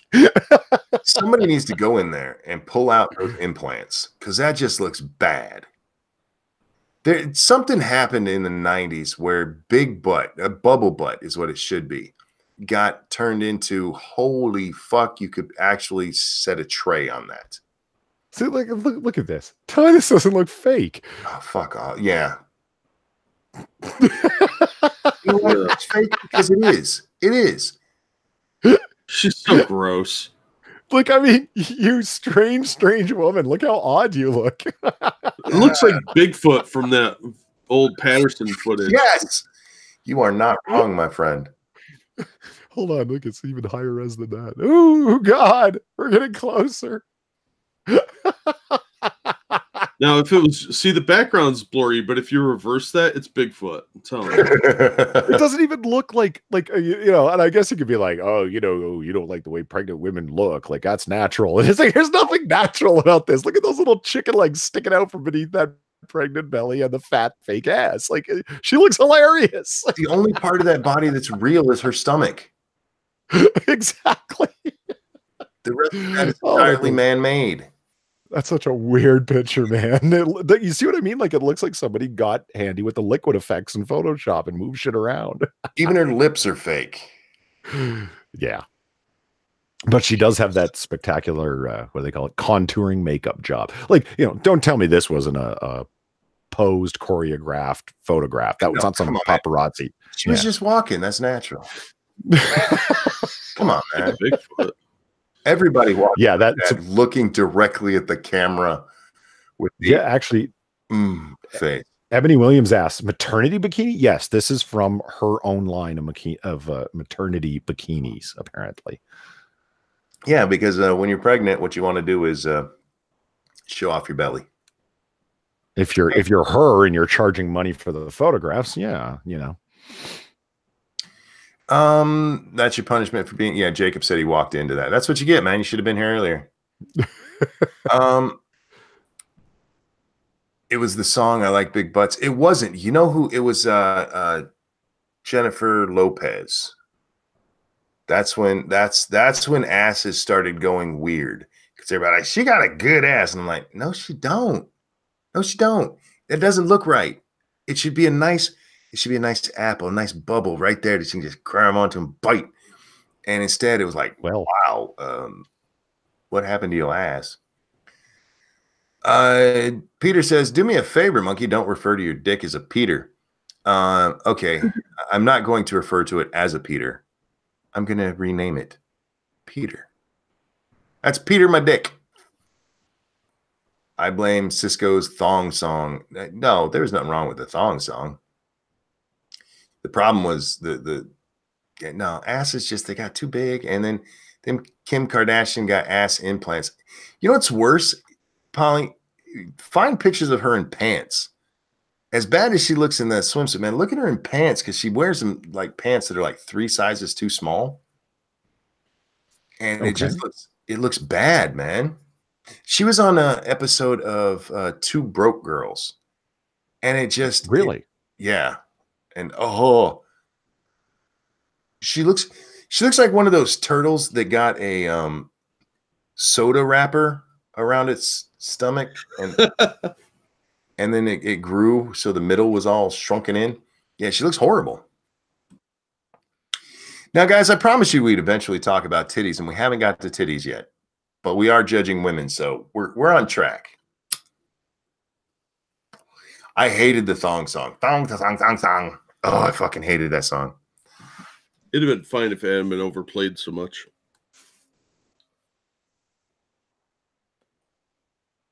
Sorry, I had to yawn there. There was one that I couldn't avoid. Fuck y'all. I like the thong song. Look, if you like it, that's cool. But I got thong, thong, thong, thong. Just want to punch him. Kim Kardashian in pleather pants going to church. Okay. Hold on. That's an awesome headline. Hold on. Look at this. Did the church explode? Apparently, it was like a. There we go. And, give me a second here. There we go. Yeah, waiting on player one. Shh. There. Wow. And it's not the best photograph, but I mean, like, it's pleather pants and a pleather top. Like, what were you dressing as? Somebody in the Matrix? Like, that's your church outfit, y'all. Like, look at this back here. Look at all of this. This is what it doesn't look right. Look, okay, the leg that she's got her weight on, her left leg there. Yep. Follow it up to the ass and tell me that looks right. That looks like they put a giant ass on some skinny woman's leg. That's horrible. It absolutely does. Like, I mean, she doesn't have little chicken legs. She's got like big, healthy thighs, whatever have you. But it's that ass is obviously so incredibly phony and full of shit that, you know. You know what this looks like is if a cartoon like Bugs Bunny or something comically shit their pants. Yes. It looks like it looks like she's hiding drugs in her ass. Her old man defended OJ, enough said. Well, you're talking about her dad, right? Sorry, Robert Kardashian. Yeah. Looks like smuggling 2 balloons. It just you're right. It looks silly. It just looks. It's just hard to make sense out of what's going on there. Yeah, that is the problem, and that's why anytime she's on, I try to not look because I know it's gonna be bad. It's gonna be bad. Yeah, but Kanye, look, Kanye is Kanye, and if he wants to hit it, good for him. But man, what? I wonder if even she knows what her real ass looks like. I bet it looked normal. I bet it looked good until she did that. Kids aren't responsible for parents' fuck ups. That's true, but I think the implication there was that the apple doesn't fall far from the tree. But the glove didn't fit. Yeah, OJ was innocent, man, because the glove didn't fit. Just like Jussie Smollett. Faithless says maybe she has a great personality in private. Maybe she does. And look, she did get Trump to move on some stuff in ways that nobody else has been able to do. Good for him or good for her. While everybody else was, I'm not going to talk to Trump. She's like, I'm going to go see if I can get some shit done. And she did. And good for her, whether, I mean, I agree with it or not. And how many people had the chance to go talk to Trump and were like, I'm not talking to him, and maybe could have changed something that they want to change. And you have to look at Kim fucking Kardashian was able to get to affect our nation while you were acting like a fucking 3-year-old. That should sting. That should make all of them feel like horrible people. That should make them just flee to Cuba. Do you think she blew him for it? Nah, man, there were cameras all around. I think she made a compelling case to him. I hate Obama, but I would talk to him. I would even behave. Yeah, I mean, look, I would meet any president. I mean, that's the fucking president.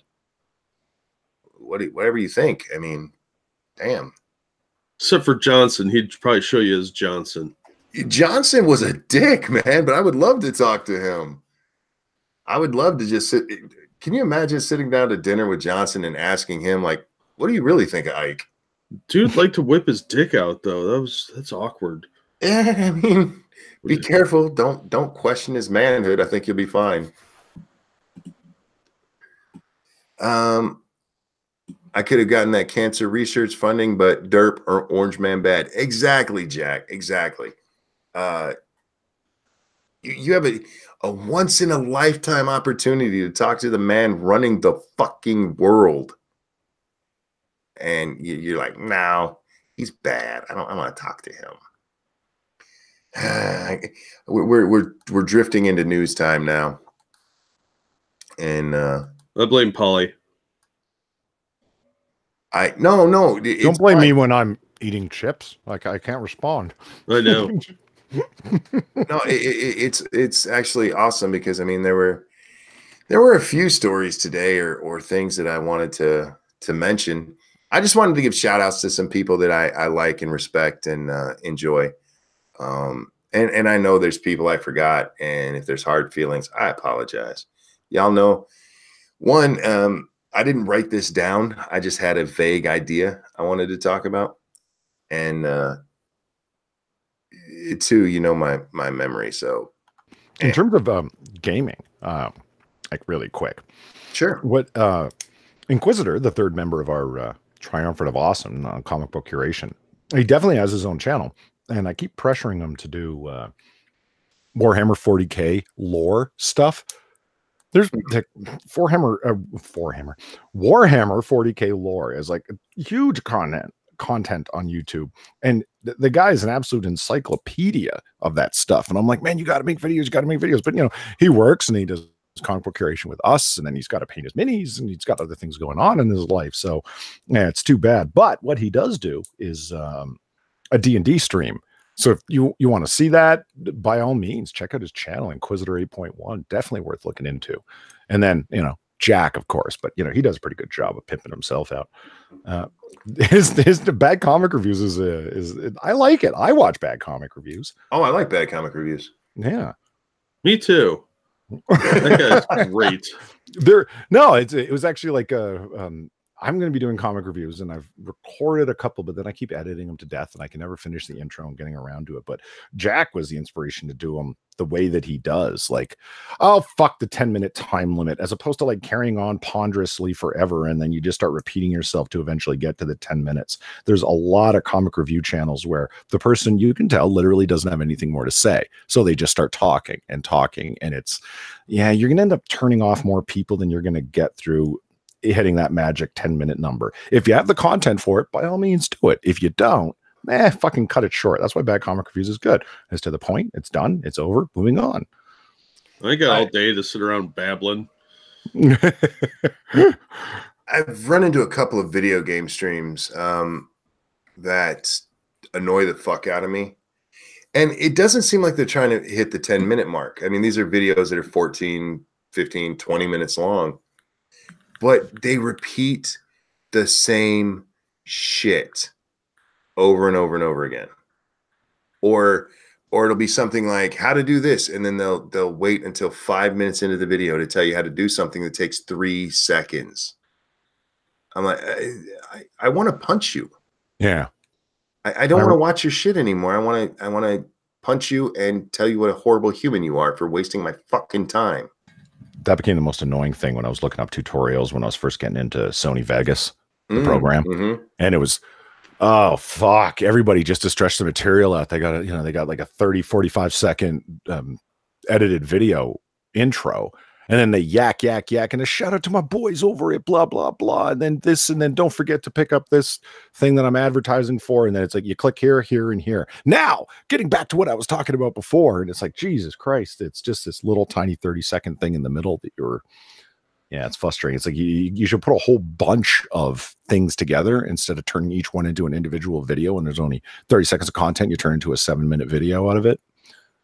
Well, I was watching one guy, and he must have said that being said like 500 times in a 10-minute video. That being said, like, please stop saying that phrase. You're killing me. You're killing me, Smalls. Yeah, it's easy to edit that stuff out. I have to edit out the word "so" because when I take a long pause to think about something, I'm like, so I try and cut out this "so" and a lot, and because that drives me up a wall. Exactly what you said. You know, people repeat the same phrase over and over again. And right. Right. Yeah, clean that shit up, man. If you're that bad, write a script. And I know a lot of these guys try to do it off the cuff and practice. And these are guys who have like 500,000 subscribers, and they've been doing this for years, and they're still doing that. I feel bad about that, right? Like criticizing somebody who has a very good, very successful channel that's because it's like, I don't know. Am I really gonna? No. Because I see a couple names going by in chat, and I'm like, yeah, I know what you mean. Like, it's just, I wish that they would get a little bit more aggressive with their editing. Dumpstertron says, Jeremy, are you talking about quartering? I don't watch quartering. I do. And yeah, he could stand to be a little bit more aggressive with his editing. I watch him occasionally if like he breaks a big story and I can't find anything else on it. But yeah, usually, and it's nothing. It's a style thing. That's exactly what it is. Sorry, guys, you're hearing me pour soda. Yeah, he's gotten a lot more clickbait oriented. Oh yeah, he has. Kind of annoys me. Like I don't mind him, but he's definitely drifted into more clickbait and overemphasis on things that are kind of trivial. So, I think the last one I watched of his was it was Borderlands 3 because that had come out, and when they did the teaser trailer, they have these things called shift codes which help you get special guns and stuff in the game. And they snuck one into that teaser trailer, and I couldn't find one of the goddamn numbers. But Sinatra sent me Quartering's video because Quartering just laid it out there, and I watched it. And yeah, oh my god, he drug that on much longer than it needed to be for the video we were talking about. Like, yeah, he wanted to hit. Now, do you think that algorithm is set because everybody's trying to hit 10 minutes? So they just made it a 10-minute algorithm? Or do you think it was like a predetermined thing where they actually sat down and were like, we should make it 10 minutes? I think they purposefully set it at 10 minutes. They've tried moving it around and always making it longer because the goal is retention. Yeah. Like for all of a lot of people don't like to keep their streams on their channels because it makes retention look bad, but only in the percentages. Because the way YouTube looks at it is if you make a 1-hour video and somebody watches 20 minutes of it, but you make a 10-minute video and somebody watches all 10 minutes of it, the guy who had 20 minutes still kept people here longer than the guy who made 10. However, when it comes to what the audience is willing to put up with, 10 seems to be the sweet spot. 10, 12 minutes, that's like the sweet spot because after that, people, no matter what the subject is, they seem to get bored of it. Well, I don't know. Am I cynical that, like, looking at my sub box, that when I see certain people's videos in like 10 minutes and 20 seconds, 10 minutes and 15 seconds, 10 minutes and 45 seconds, and that's the majority of their videos, it's like, oh God, it's going to be one of those, and I don't click on it. Am I the only one who does that? Unless the title is of a particular interest. I've done it too. It depends on the creator. Now, I have never purposefully made my videos longer, and I've had people accuse me of that because I've had videos that are like 10 minutes and 1 second. I may have gone back and go, okay, what can I add to this to make it better so that I can hit that 10-minute mark?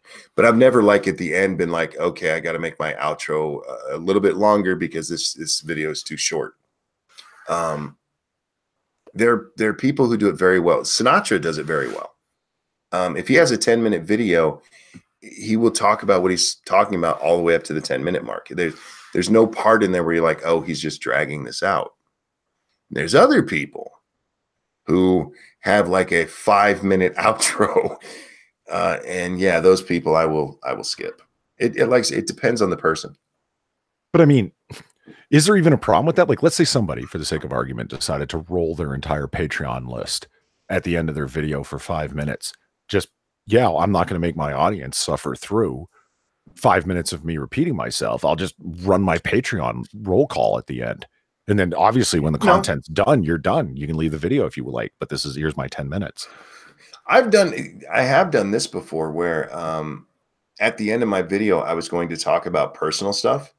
And it wasn't to make the video longer, but I've told him, like, look, if you are here for the video content, we're done. I'm about to get into something personal. If you don't care about that, I will see you next time. I don't have a problem if somebody wants to, if somebody wants to stretch out their video like that. It's kind of dirty because it's cheating the algorithm. Yeah. So in that case, I have a problem. I would much rather, no, I don't want them repeating themselves. But like I said, I've had it. I had a video one time. It was 8 minutes and 45 seconds. And like, fuck, that is not close. So I went back and I looked at what I talked about.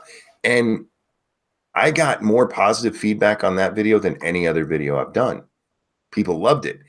And it was because I forced myself to go back and make it better. I didn't just force myself to go back and find 1 minute and 15 seconds. I didn't like, okay, I'm going to show more of the video I'm talking about, or I'm going to repeat what I said here. I went back and like, okay, can I make this better? And that's what I did. So I would prefer somebody to go in and make their video better than 5 minutes of roll call, but fuck, it's their channel. They're the ones risking YouTube going, Well, you know what's funny is like, okay, Bloody just said I watched a video where I had to watch somebody yawn 3 times. That makes me laugh. Like, it's like, yeah, that's they left them yawning in the video and edited video. That sucks. But Grisella just said 10 minutes is a sweet spot as we sit here watching 90 plus minutes of this. Try 120 minutes of this.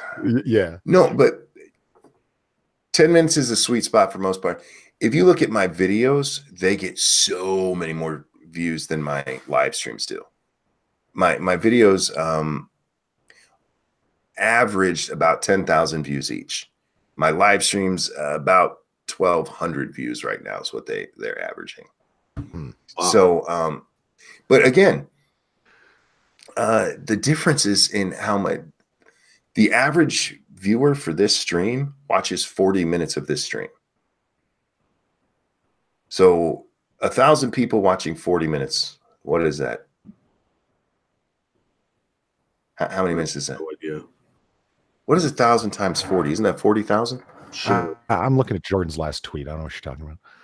Yeah. So no, I'm just doing the distractor that he is. That's 40,000 minutes of video. That's 40,000 minutes of people retained for YouTube instead of going to Netflix or anywhere else they could be. So yeah, YouTube doesn't give a shit about that. As long as you're keeping people here, that's what they really want. But yeah, the 10 minutes is for the advertisers. They go to the advertisers, go, look, we can guarantee you somebody who's going to see your ad is also going to hang around for 10 minutes and maybe see your ad a couple more times. Yeah, that's what it comes down to, is what they can sell to the advertisers. That makes sense. Mm-hmm. I miss live. I watched the whole stream, but at 2x. I don't blame you for that. Man, yeah. We should learn how to do chipmunk voices, then throw everyone off that listens at higher speed. Oh God! We will just talk like this. You listen back at 2 times speed. I've listened to myself on occasion because I don't like the sound of my own voice, but like on streams and stuff, and it's like, holy shit, I gotta slow down. I talk way too fast. I must get annoying. What the fuck do I sound like at 2 times? Sound like a chipmunk on coke. Yeah, dogs in the neighborhood start getting annoyed at the high-pitched wail they're being subjected to. See, I never noticed that you talked that fast until you pointed it out, like, what, a week ago?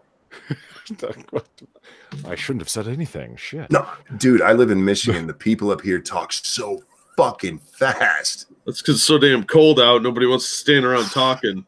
You gotta keep moving. I'll listen as long as you want to talk. Just slow down, calm down. I'm not going anywhere. Fuck that. I like hanging around for the whole stream. Monkey in the Morning is my dinner stream. Oh, well, thank you, Dumpster John. I appreciate you watching it.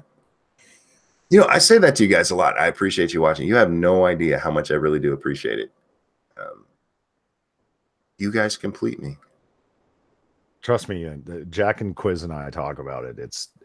We're really, really happy at the views we get on Comic Book Curation. It's like people want to listen in to us bants, even in the very modest numbers that we get. We're ecstatic about the numbers that we get. It's great. The interaction we get, and then how the views, like people are watching when it's no longer live. That's what really blows my mind. They're watching after the fact.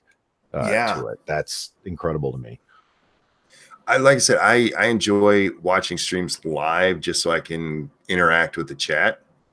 I have trouble watching them afterwards, except if I'm playing video games. I've really learned to do that, and that's become a way I can listen to streams. But if I'm just like, okay, I'm gonna watch this stream, like, I'm getting bored now. I can't say anything. Well, I'll tell you this. Somebody had just mentioned a couple of I may have a problem with needing attention. You, the stream addict, you have an attention thing? Or a solution. Somebody had just mentioned a couple of screen scrolls up that they like long streams. Yeah, so do I. Because I am doing things. I got a million different hobbies that require my hands and eyes, but it's fantastic. I'm into audiobooks, I'm into podcasts, and I'm into streams. And like Zelthor, he falls asleep to a stream. I do on occasion. Yeah, I love long streams too. What about long videos though? See, those are different to me. They are. I agree. A long stream like this, I mean, this is a organic conversation we're having, and you never know where it's going to go. And on this show, that's true. But a long video, man, I rewatched Razor Fist on Michael Jackson once today. I don't know why. I really love that series. It's probably the 4th time I've watched it. All 3 of them. And they're one's like 38 minutes, 32, 35. Razor Fist has a way of making videos interesting the whole time. Most people who make a 30-minute video by 10 minutes in, I'm like, nah, I'm done. I'm done.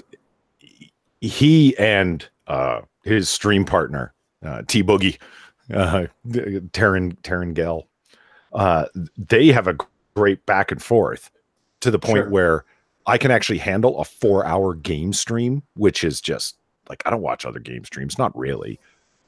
You know what I mean? But the Razor Fist Arcade every Friday or Saturday night, whenever he's going to do it, I rarely watch them live because I end up seeing that it's live like an hour after it started. I'm like, fuck it, I'll watch it later from the beginning. And then I can pause when I leave the room to go get a soda or whatever the fuck. Sure. You know? I look forward to because the questions he gets asked are odd. They really challenge him to stuff. It's like Lords of the Night interaction time during the last half hour spread out over 4 hours. They love it. Okay. Best 5 albums. The Ramones, go. And that's what they hit him up with in a super chat. And he's like, okay, hold on. And he has to try and list them off while playing the game. So he'll end up like cheating by like opening an inventory window or something to fake pause the game. Faithful says, I feel cheated when I tune in and 20 minutes later they say, short stream, see you later. I understand. And you can ask these guys. There are nights that I probably shouldn't even stream. Yeah. And this is going to sound so fucking fake, but it's true. I want to be here for you guys. I really do. I feel an obligation to come here and try to entertain you for 2 hours, at least 2 hours every night. And there's nights I probably shouldn't, but I'm with you. I've tuned into streams before, and it's like, that was it. And, and you're expecting, and you know who did it? The word Jim that one fucking night after a build up for 2 fucking weeks, and then we got nothing. He had DDoS. I know. Yeah, people were a mysterious party was DDoSing him now. That still look. Just come on, look. It fell apart. Blah blah blah blah. Look, that one. Yeah, I understand you. I understand. Blunty says the only one that does it really well is Atheism is Unstoppable. If you're talking about long videos, Devin is hit or miss for me. I don't have the hate boner that so many do with Devin. But there's also times where it's like, I don't care. There are very few people who can keep my interest that long. And one of the reasons with Razor Fist that it does is that he is so passionate about what he's talking about the whole time. And Devin, he's very much like me in the fact that sometimes he sounds kind of bored with his subject. And I understand, because I mean, it's just my speaking voice when I'm recording, and I've tried to get better at it, but I don't know why I can't do it. I can do it when we're on the fucking stream. Oh man, it's an interesting game. Faithless just says, I don't like watching streams that don't interact with their chat.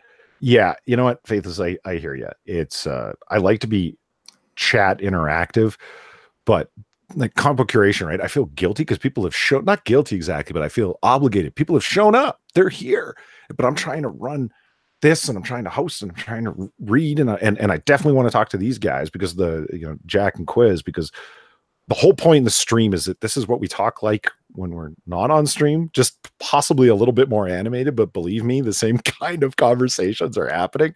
And that was the whole impetus for the stream. Like, let's just take it live, And so I don't know, trying to do so many things at once. I feel bad when I miss people's comments in chat. And I never know the right balance to strike with it. I used to feel bad about that because you're right. These people come, they show up, they want to talk to you, and they're here for you. However, as I don't know how you could possibly do that. If say you are Jim, have you ever seen the chat on his fucking streams? Oh yeah. What was the joke that you couldn't possibly that your boy Zach said? He's like, it's when you show up at that umbrella guy that I mentioned earlier, his viewership is just spiked recently with the Vic Minonia thing. Sure. And good, because he fucking deserves it. And your boy Zach goes, holy shit, I was there like 2 weeks ago and he had 150 people there. And now it's like he has, a good 12, 15, 1,800 people watching. The chat's moving so fast. It's like trying to read the tire size on a speedster going down the highway. Watching Jim streams is like that. The chat moves so fast. It's like a blur. Oh, CRP says Rakita. Yeah, Nix is like that now too. He went from being, you can read it, to, oh my God. So yeah, I like to interact with the chat, but there's times like on Lords of the Night even where I think we top out at like 280. I think that's the most we've ever had watching live. And no, okay, that's not true. We got a lot more than that when Blair White was on. But otherwise, when it's on my stream, usually about 280. And there have been times I can't even read what's going on.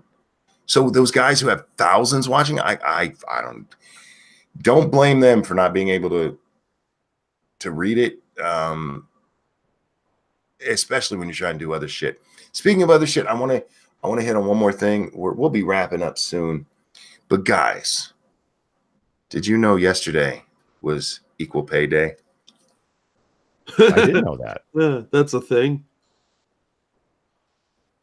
It is indeed. And you know what other day it was? And this made me laugh so hard. I actually I think pulled muscles in my stomach. Not only was it Equal Pay Day, it was also World Autism Awareness Day. Oh my God. And I feel that those two belong together. Oh no. Equal Pay Day and World Autism Awareness Day are the same day. Did 4chan set that up? I don't know, but I saw that and I was like, oh, thank you, gods. Whatever gods are out there, I appreciate you for that. So Ilhan Omar tweeted this out today, guys. Let me get my serious voice on. It takes women 15 months. Sorry, let me try that again. It takes women 15 months to earn what men brought home last year. It takes Native women 20 months. It takes Black women 21 months. It takes Latina women 23 months. When we disinvest from healthcare, education, housing, and labor protections, women suffer. Hashtag Equal Pay Day. Oh, God. Dun, dun, dun. I look, bitch. No, first of all, you are not understanding the wage gap. I don't know how many times we have to explain this to you stupid fucking bitches.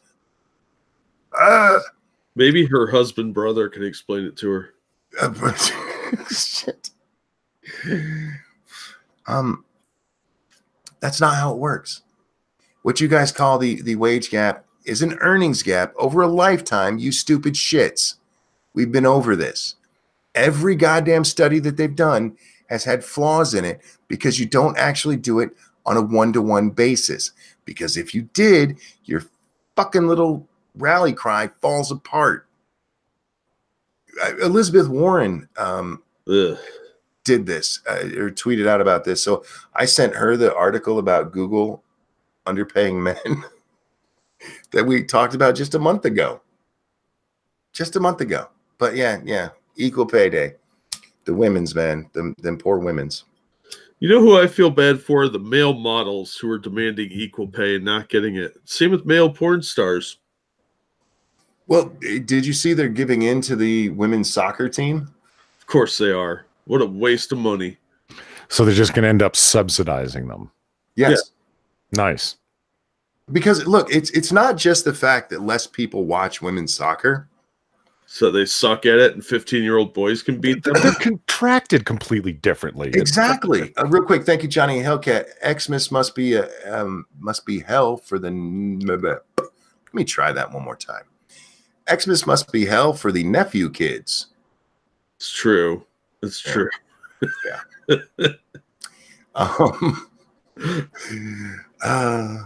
Hey, but they do get a present from dad and their uncle. I mean, how many people always can say that? Anyway, Jesus Christ. The contract for the women, if you got on the women's team, you were guaranteed pay whether you played or not. On the men's team, you didn't get paid if you didn't play. Period. The whole fucking contract was different. And when the women players were asked about it, they're like, well, we still think we're not making enough money. Yeah, well, hopefully they're given the same contract as the men then. Oh, they won't be. Of course they're not going to be. Yeah, based upon performance. It's going to be based upon equalization of outcome. You know, that sort of deal. All right. And then last thing I want to talk about tonight, because we talked about Razor Fist. Mm-hmm. Leaving Neverland director makes dramatic U-turn, admitting James Safechuck, I always have trouble saying his name, can't have been abused by Michael Jackson on dates he claimed. Yeah. For those of you who don't know, James Safechuck is one of the two people in Leaving Neverland who claim Michael Jackson had abused him, which means now they only have one person. If they watch Razor Fist, they have zero. So fuck these guys. That, I mean, I just think about Oprah, who is that easily convinced to the point where, you know, she's willing to say the things that she should disavow this guy, take down all of her tweets regarding the guy, as I understand it. Like, God damn it, Opes. Like, and the documentary filmmaker himself, who, you know, he's got this two-legged table. One of the legs just got knocked out from under his table by that person himself who put the documentary together. And are you feeling stupid yet, Oprah? I don't think she's not smart enough to. I mean, no, sure. Oh no, hold on. No, Oprah's not a dumb lady. Fucking billionaire, Polly. Just because somebody's rich doesn't make him smart. Okay, I know a lot of people with money. She might not be fucking super genius, but the woman is not completely incompetent. I mean, smart enough to, like, why turn on a dead man like that for the sake of a minor shockumentary that did well at the Cannes Film Festival? What the fuck? Well, it's because she wants to be loved, I guess. Why take that on as a cause of all things? Well, what does she have to lose from beating on a dead man? Well, it's not like he can sue her. I mean, legally there's nothing that can be done. They talked about Taj and Brandy talked about this when they're talking with Razor Fist. There is no recourse to sue these guys for slander. You can't do that for a dead man. Well, I wonder if she's going to, I say it rhetorically. I wonder if she's going to promote Taj's documentary to the degree that she promoted those cocksuckers. Fucking vultures, those people. No, if she had any brain at all, she would be supporting his documentary. She'd throw money at it. But she's not gonna. I mean, this is the same woman. Don't forget, she had to come out and apologize to her audience for what was the name of that book? Million Little Pieces. A Million Little Pieces. Yeah. Yeah, and look at I remember watching clips from that up on YouTube of the way she raked the author over the coals, like to sort of vindicate herself, or her image rather. I like the way Faithless said it. Her own image, like own network. That's good. Brought him back in under the guise of we're going to explain this, and then just fucking raped him on national television for her mistake. If she'd read the goddamn book, she'd have been like, Man. I feel personally lied to. I remember the words along those lines, and it's you should feel personally deceived by Leaving Neverland in a big way. Mm-hmm. And I like the way that Razorfist started. He's like, first of all, is Michael Jackson a pedophile? I don't know. Maybe he is, maybe he isn't. The point is, based upon what we've heard, no. Based upon the evidence we've seen, no. Because this not is more full of holes in a block of Swiss cheese. This is fucking awful. What these people have said, look, it's based upon this evidence, we can easily disprove that these people are lying, or they're contradicting themselves, or they're telling stories that are so inconsistent that there's no point in accepting it as anywhere close to the truth. And it's like, I like the way he puts that out. It's like, maybe the guy is a pedophile, but not based upon any fucking thing that we've seen so far. And it's like, right. Well, the other thing he says is that, look, Michael Jackson was not a perfect man. There are things he did wrong. I mean, one of the things that it led to his death, for fuck's sake. He was out there shopping for a doctor that would give him pills, which, by the way, illegal. He didn't present Michael as a saint. It's just like, look, the evidence that we have does not support the bullshit that they're saying, and it doesn't at all, at all. I really wish somebody could get Ben Shapiro's attention and show him Razorfist video. Because especially the third one, because he actually addresses Ben directly in that one. I think is it the second or third? I can't remember. It's the third, but especially if you watch, god damn, does he bring up Shapiro a lot, and like the Razorfist arcades, where it's just, like he will go into like little individual points, and they come across almost like cut scenes. Like, I didn't have a chance to fit this in, or this thing I wanted to talk about that, and so on. Yeah. Leon says, "Who let their kid play with a grown man? Though it's creepy." I see what you're saying. I do. But again, we're talking about Michael Jackson here. This is people get blinded by celebrity. Yeah. Look, can your son come stay the night at my house? Like, no. No, you're weird. And it's like, Ebony Williams brings up, I ask you this, why would you take money from the person who molested you as a kid, or from his estate after the fact, especially if you're not hard strapped for money, which if you are, brings up, questions of motivation, especially when you denied anything happened through two very fucking public trials. And then now, years and years later, you're telling stories. Sawchuck, what's his, can't remember his last name. Safe Chuck. Years later, that are insoluble with the timeline that we know. And they pound that point away, that this man is one of the most photographed, documented people of the 20th and 21st century. Everybody knows where this guy was all the fucking time. And to say that, oh, well, it happened on this day at this time, it's like, well, not bloody likely. Because we happen to know that he was on tour in England at that time, that sort of thing. It's very easy to disprove someone's timeline if it doesn't make sense. And I like the way Ebony said that. It's like, why would you take money from this person? Well, even when you're a kid, why would parents take money from this guy and pursue a civil case in California before the criminal case? Those civil cases lower standards. You might not be able to win against a celebrity in criminal court. I mean, look at how easily Jussie Smollett got off, even though that was just corrupt as fuck. People are blinded by celebrities, so I can understand why they would go for the civil rather than criminal. It's easier to prove. They went after it for the money.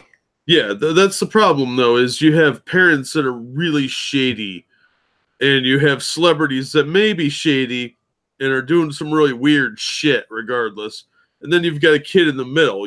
It's hard to tell who you're supposed to believe here, because the kid could be manipulated by either one. And if the parents are not believable, they have unclean hands just as much as a potential predator does. Well, one of the things that Razorfist talks about is the first kid, whoever made the accusation, he didn't make that accusation until he was under the effects of laughing gas that his dad put him under. And then suddenly the story pops up about Michael Jackson. Then you have this dancer, the one who dated Britney Spears, that little shitbag, whose whole story is impossible. I mean, there's one part where he actually, his accusation is off by at least 2 years. 2 fucking years he got it wrong. And that's the one who had repeatedly said, no, Michael never touched me. I mean, he's on national television saying it repeatedly. And then suddenly, oh, well, Michael touched me. Hey, fuck you. Fuck you. Look, I don't know what happened in Michael's house, but there are way too many kids, way too many bodyguards, way too many people saying, no, this never happened. And the ones who are saying it did have giant fucking holes in their story and a huge motive in the tune of millions of dollars, hundreds of millions of dollars.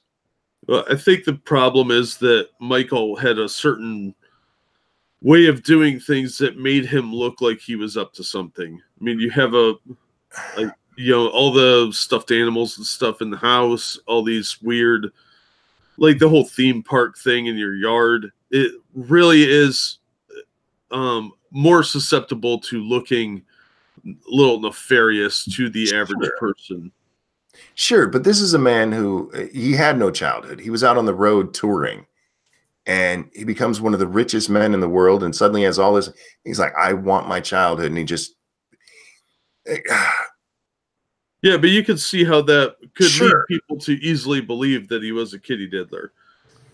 Yeah, but again, this is the problem with those kind of charges. You need to have something. You need to have something. Yeah. We keep referencing it here. That is the link to part 1. Oh, thank you.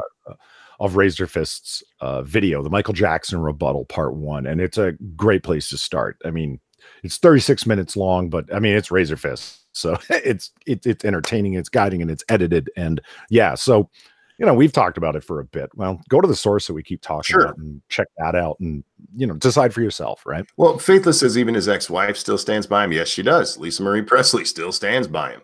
Yeah, I think, unfortunately, he was surrounded by people that weren't telling him, hey, this is a terrible idea.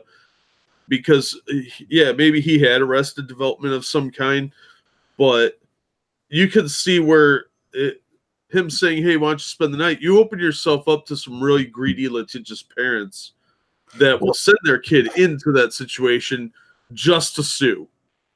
Well, the problem is a lot of the times the parents were there too. And again, this is something that has been brought up. Razorfist brings it up. Michael Jackson's lawyer brings it up. Anybody who's been in Michael's house has brought it up. Sleeping in Michael Jackson's bedroom is not like sleeping in your bedroom. No, but when even a little, I'm sleeping in a grown man's bedroom and you're like a 12-year-old kid, it's the average person isn't picturing a mansion. They're picturing you sharing a bed with him. I get you. Well, and there are people who said, yeah, I slept in Michael's bed. Excuse me. But like the one little girl who says it, she's like, we were playing video games, we fell asleep. I mean, it wasn't like, come sleep in my bed. Yeah, there's just so much wrong with and Jack, I get what you're saying. I do. And that's why I think things like what Razorfist has brought up and what Michael's lawyer is still fighting for and what Taj is trying to fight for, it needs to come out. People need to understand that Michael's bedroom was bigger than my entire house. I understand that. Home. But it's the perception. Yeah. And I get you. I really think he should have had like handlers, like somebody should have been like have a guard in the room with you at all times when there's a kid around, just to prevent this sort of thing, because it's really about the perception and the optics. And well, some of these parents they're like hangers-ons and the greedy types that want to get their kid famous. They're looking for an opportunity, whether it's nefarious or not. Well, again, we're only talking about 3 kids out of how many slept there? Yeah, but I mean, I don't know. I'm just saying, I don't know whether he was a pervert or not. I tend to think that he was a really weird dude, so not ruling it out. But I just think that if you're gonna be a weirdo, have some people with you to kind of keep an eye on things, and Sure. don't be Howard Hughes without having some really trusted people kind of keeping an eye. Be like, all right, that's weird in public. Don't do that anymore. And I get you, I do. And hindsight, you know. Yeah. Well, I mean, in this era, he'd be crucified either way. So sure. I don't know. Good night, Nuts. Love you, sweetie. Thank you for all the links you share for us. Yeah, thank you. Jack's right. MJ should have had some faithful handlers. Look, the people who were with him didn't see a problem. That's a big part of this. I mean, even they talked to all of his bodyguards on. The only ones who said, yeah, he was, you know, a bad guy were the ones that Michael ended up countersuing and winning because they sued him for wrongful termination and he sued them for breach of privacy, I think it was. Yeah, but the NDAs those guys sign all prevent them from saying anything negative anyway. So even if they did see something, they can't say anything about it without getting sued. So I don't know, man. I'm just saying, perception-wise, if you're gonna have young people over, you got to cover your ass 10 times over. Again, dude, I would not let my child sleep at Michael Jackson's house, even after watching Razorfist video. It's like, no, I'm not letting my child sleep at a grown man's house. Well, how about that is just a simple statement at a grown man's house. And Michael seems like all the, I don't know if you've ever watched Bad 25, Spike Lee's documentary on the making of Michael Jackson's album Bad after 25 years. There's all this behind the scenes candid footage. He comes across like the nicest guy in the world, like weirdly nice. Yeah. So much so, like childlike, and people talk about that in that way.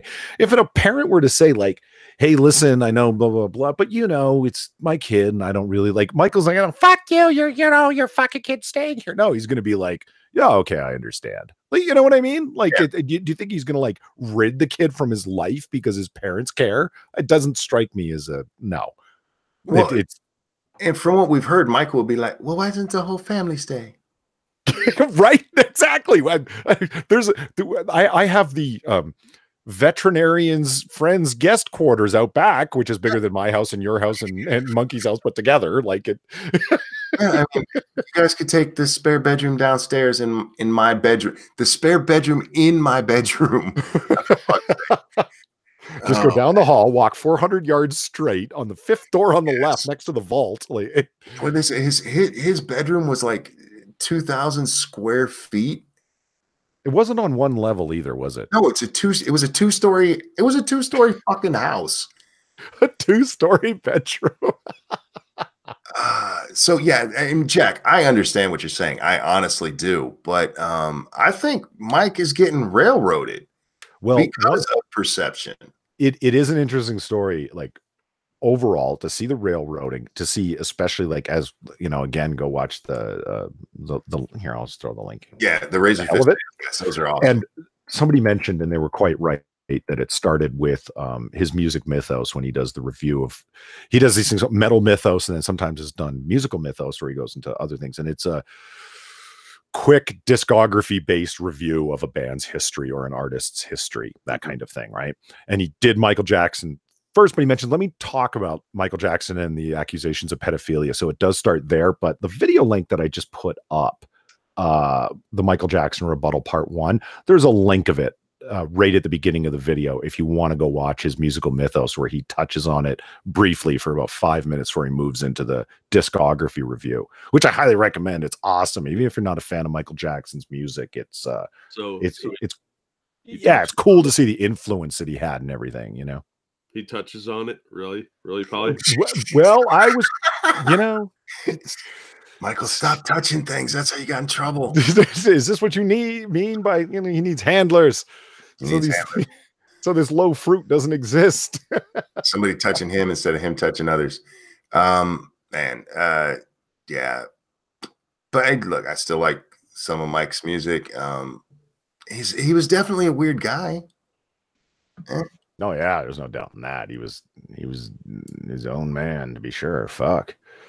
But I mean, watching that, did you watch the stream with Taj and Brandy? Yes. Oh yeah. Yeah, yeah.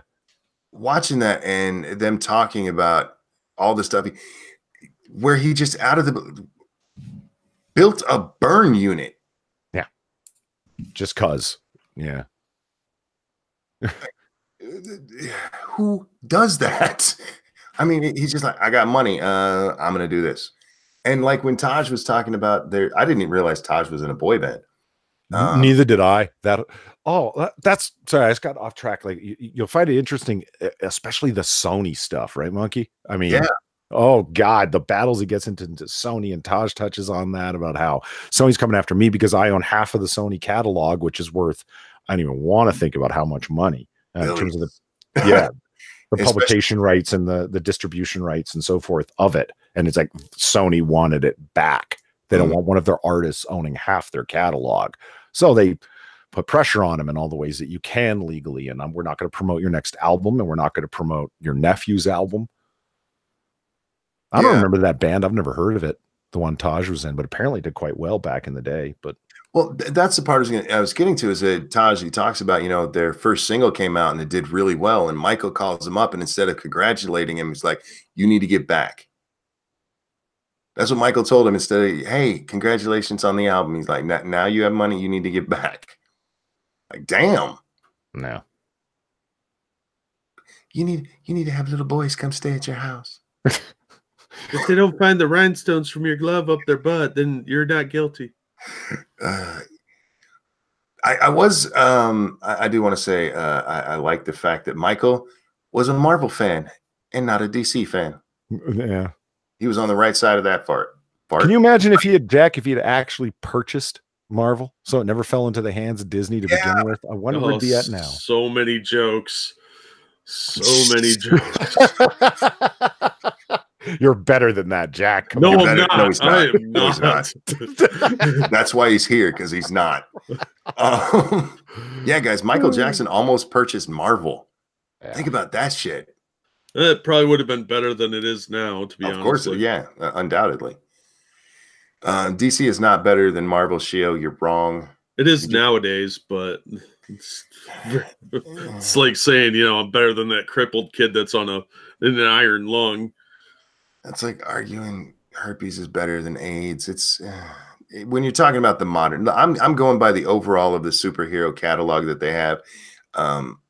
Marvel has better heroes. They just do. They do, which makes what they're doing all the more tragic. Indeed. I mean, you do not see them turning Batman into a fucking SJW cuck. You don't. Bubba Hotep. I feel like we should have had a superhero named Shimon. Shimon. We probably would have. That was one of the best parts of Bad, is that you get to hear all the Michael Jackson isms come out. That's where they really happen. I mean, Shimon came out in that album. That's just, you didn't hear that on Thriller. The ow, ee, wow, Shimon, and all that. You know? Playboy's better than Marvel. Zombie Teddy says Hustler's better than Playboy. Barely Legal is better than both. Oh my god. Shaved. I knew a chick that was in one of those. Oh, nice. Yeah, it was a good time. Was she featured, or was she one of those mail in your pictures? She had photos taken by one of their photographers. So. Oh, cool. Yeah, she was actually quite lovely. Now, do you think that Brie Larson would have been like? Okay, first of all, who would have inherited Marvel from Michael? Would it have been Tito?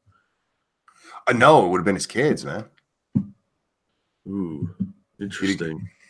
Well, it depends. I mean, with the way Taj was talking about how him and Michael used to argue over it, maybe he'd given it to him as a joke. Because Taj ended up DC. Like reverted, or worse, it could have ended up in the hands of Sony. I mean, they ended up with the majority of their catalog back, right? Did they really? Mm-hmm. Oh, I didn't realize that. That's bullshit. Dumpster says blanket. That's what it should have gone to. Yeah. Now, see, it's tough to not go with Jack's interpretation. It's like he was a real weird dude. No, come on, he named his kid Blanket. Oh yeah, he did. Yeah, He did. I'm telling you, man, you do too much weird shit, and it really can come back and bite you in the ass. Well, it makes it too easy to convince people of Yeah. outlandish shit. You know what I mean? But again, a weird doesn't equate illegal. No, it doesn't. But it makes illegal more easy to believe because it explains a lot. Yeah, but it's it's like Razor says at the beginning of the video, is the guy a pedophile? I don't fucking know. Let's talk about the evidence presented, and the evidence presented ain't shit. Like I said, there's 3 people who have accused him, and the evidence from the 3 is crap. Yeah, I understand that. I'm just saying, I'm just trying to play devil's advocate here because I think that dude was a giant weirdo. I don't know if he was a pedo, but if you see a sovereign citizen in court fighting a traffic ticket, do you really think that he's innocent? Of course not. See, that's my point. He might was be just a traveler. innocent. But yeah, he was just traveling. It would be different if there were like 8 people around who weren't claiming the sovereign citizen crap going, no, he didn't do it. We were there and saw it. Yeah, but you also question his friends then too. Like, well, they're friends with this weirdo. How normal are they? Leon says, I would let MJ butt fuck me for 20 minutes. He was into chicks, dude. 20 million. 20 million. Or for 20 minutes. Oh, minutes. It's like, whatever, dude. You do you. Roy puts a different spin on that one. It really does. It really, yeah. You might want to be careful with the abbreviations there. According to his handlers and everything, he liked slaying puss, man. Jack? What? No, you're leaving his handlers alone now. I see how it is. It's different when he's slaying puss. Well, it's just his handlers got out of the way when he was slaying puss. I thought Jack was gonna be all over that, but apparently it's only when you always have a witness, whether it's a video camera or not. I mean a dirty joke. His handlers get it, Yeah, I was leaving that one alone. It's too easy. Oh, sure. It's only when I say things that can be twisted. I get it. I know. Think about Michael Jackson as a pussy hound. Oh, that's weird. That is weird. I'm telling you, listen. Go listen to Keep It in the Closet. Shut up, Jack. That is that I love the way Razor says it. He goes, that's not the panty remover track. That's the panty evaporator track. And absolutely, he's not wrong, man. Go listen to that track. We remember Eddie Murphy talking about how Michael took Brooke Shields to the Oscars? Yeah. Or the Grammys? She's the whitest woman in America. That's why they wouldn't let me take her, because Brooke get fucked that night. Yeah, they knew Brooke would get fucked that night. Brooke probably got fucked that night. Yep. I mean, hey. That's his way in, right? He's the non-threatening man. Yeah. Super powerful, lots of money. And it's like, oh my God. Women think they seduced him. Yeah. That's right. That's his style. And yeah, Mike was a pussy slayer. Good for him. I want to see a comic book of Michael Jackson and Prince slaying puss. Prince slayed puss, man. He slayed puss to where it ruined women's careers. Yeah. He just fucked them up. Yeah. High heels and makeup, pompadour hair doesn't make a difference. That guy, Jesus. Prince was on the next level. You play guitar like that and have that much money? Shit. Yeah. He could have looked like Stetler and still got laid. I mean, and it's mind blowing. Dudes look at that guy and they're like, "Oh man, he's so." Sorry. They're like, he's so frou-frou. He's so. I mean, like, look at the guy. He's clearly gay. Women look at him and they're just like, "Oh my God!" Like, it's, hey, yeah. And you want to talk about having songs that'll evaporate panties, man. Yeah, and okay, and even one says like a Prince was 4 feet tall, and he was only 4 feet tall. Why do you think he wore them high heels and shit? Didn't matter. That guy had enough swagger for 10 men. It was wild. Sheena Easton was his best pull. Really? Well, we don't know all the tail he pulled, so we can't barely equate that. Yeah, someone a minute ago asked what the deal was with Paris Jackson almost killing herself recently. It's because probably, of this movie. Yeah, we probably should mention that. Yeah, it was. That's what the article I read said on it. It was because of the movie. But she came out through her spokesman and said that wasn't true. Real quick, Faithless, it's darling Nikki. Thank you. Apollonia. Oh, yeah, she was hot too. Yeah, Paris came out I think it was the day after and said that report was wrong. But yeah, it was reportedly that she tried to kill herself over leaving Neverland. How about them kids, man? That's so fucked up. Yeah, they're the ones that are really suffering through this because they were still very young when he died. Yeah. So they didn't really get a chance to know him. I'm sure they knew what he was like when he was with them, but he was a very complicated person. And it's really hard to tell sometimes, separate the different aspects of somebody's life like that because they have the public persona, the one that when they're with their kids, the one when they're with their publicist, and all the trim they're pulling. Being celebrity kids is very complicated and damaging to their lives. So wouldn't it be great to see Michael Jackson and Prince have a fist fight over a chick?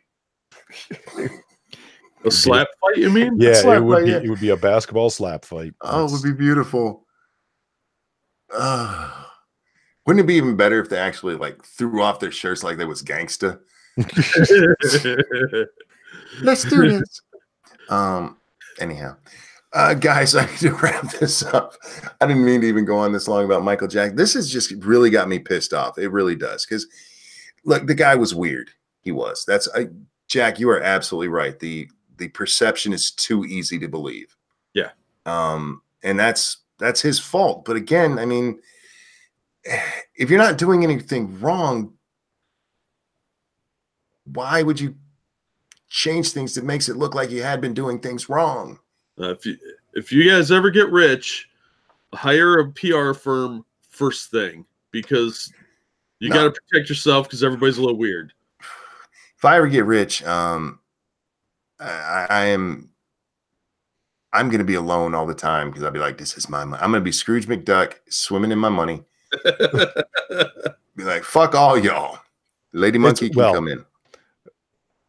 Yeah, it's like they used to say in like classic hip hop back in the day, give me the money, fuck the fame. If you were rich and not high profile, that would be the godsend. Yeah. Fame is a life ruiner. Yeah. Yeah. I think people ruin themselves most of the time. Well, yeah, but that's just it. They get famous and then you start getting full of yourself. You surround yourself with people that agree with you, whether you intend to or not. There's a lot of things that can go wrong there. And fame doesn't always equate to money. Well, there's another one where I almost called him Sticks. So Razor Fist hit it right on the head. And South Park made this point very well too.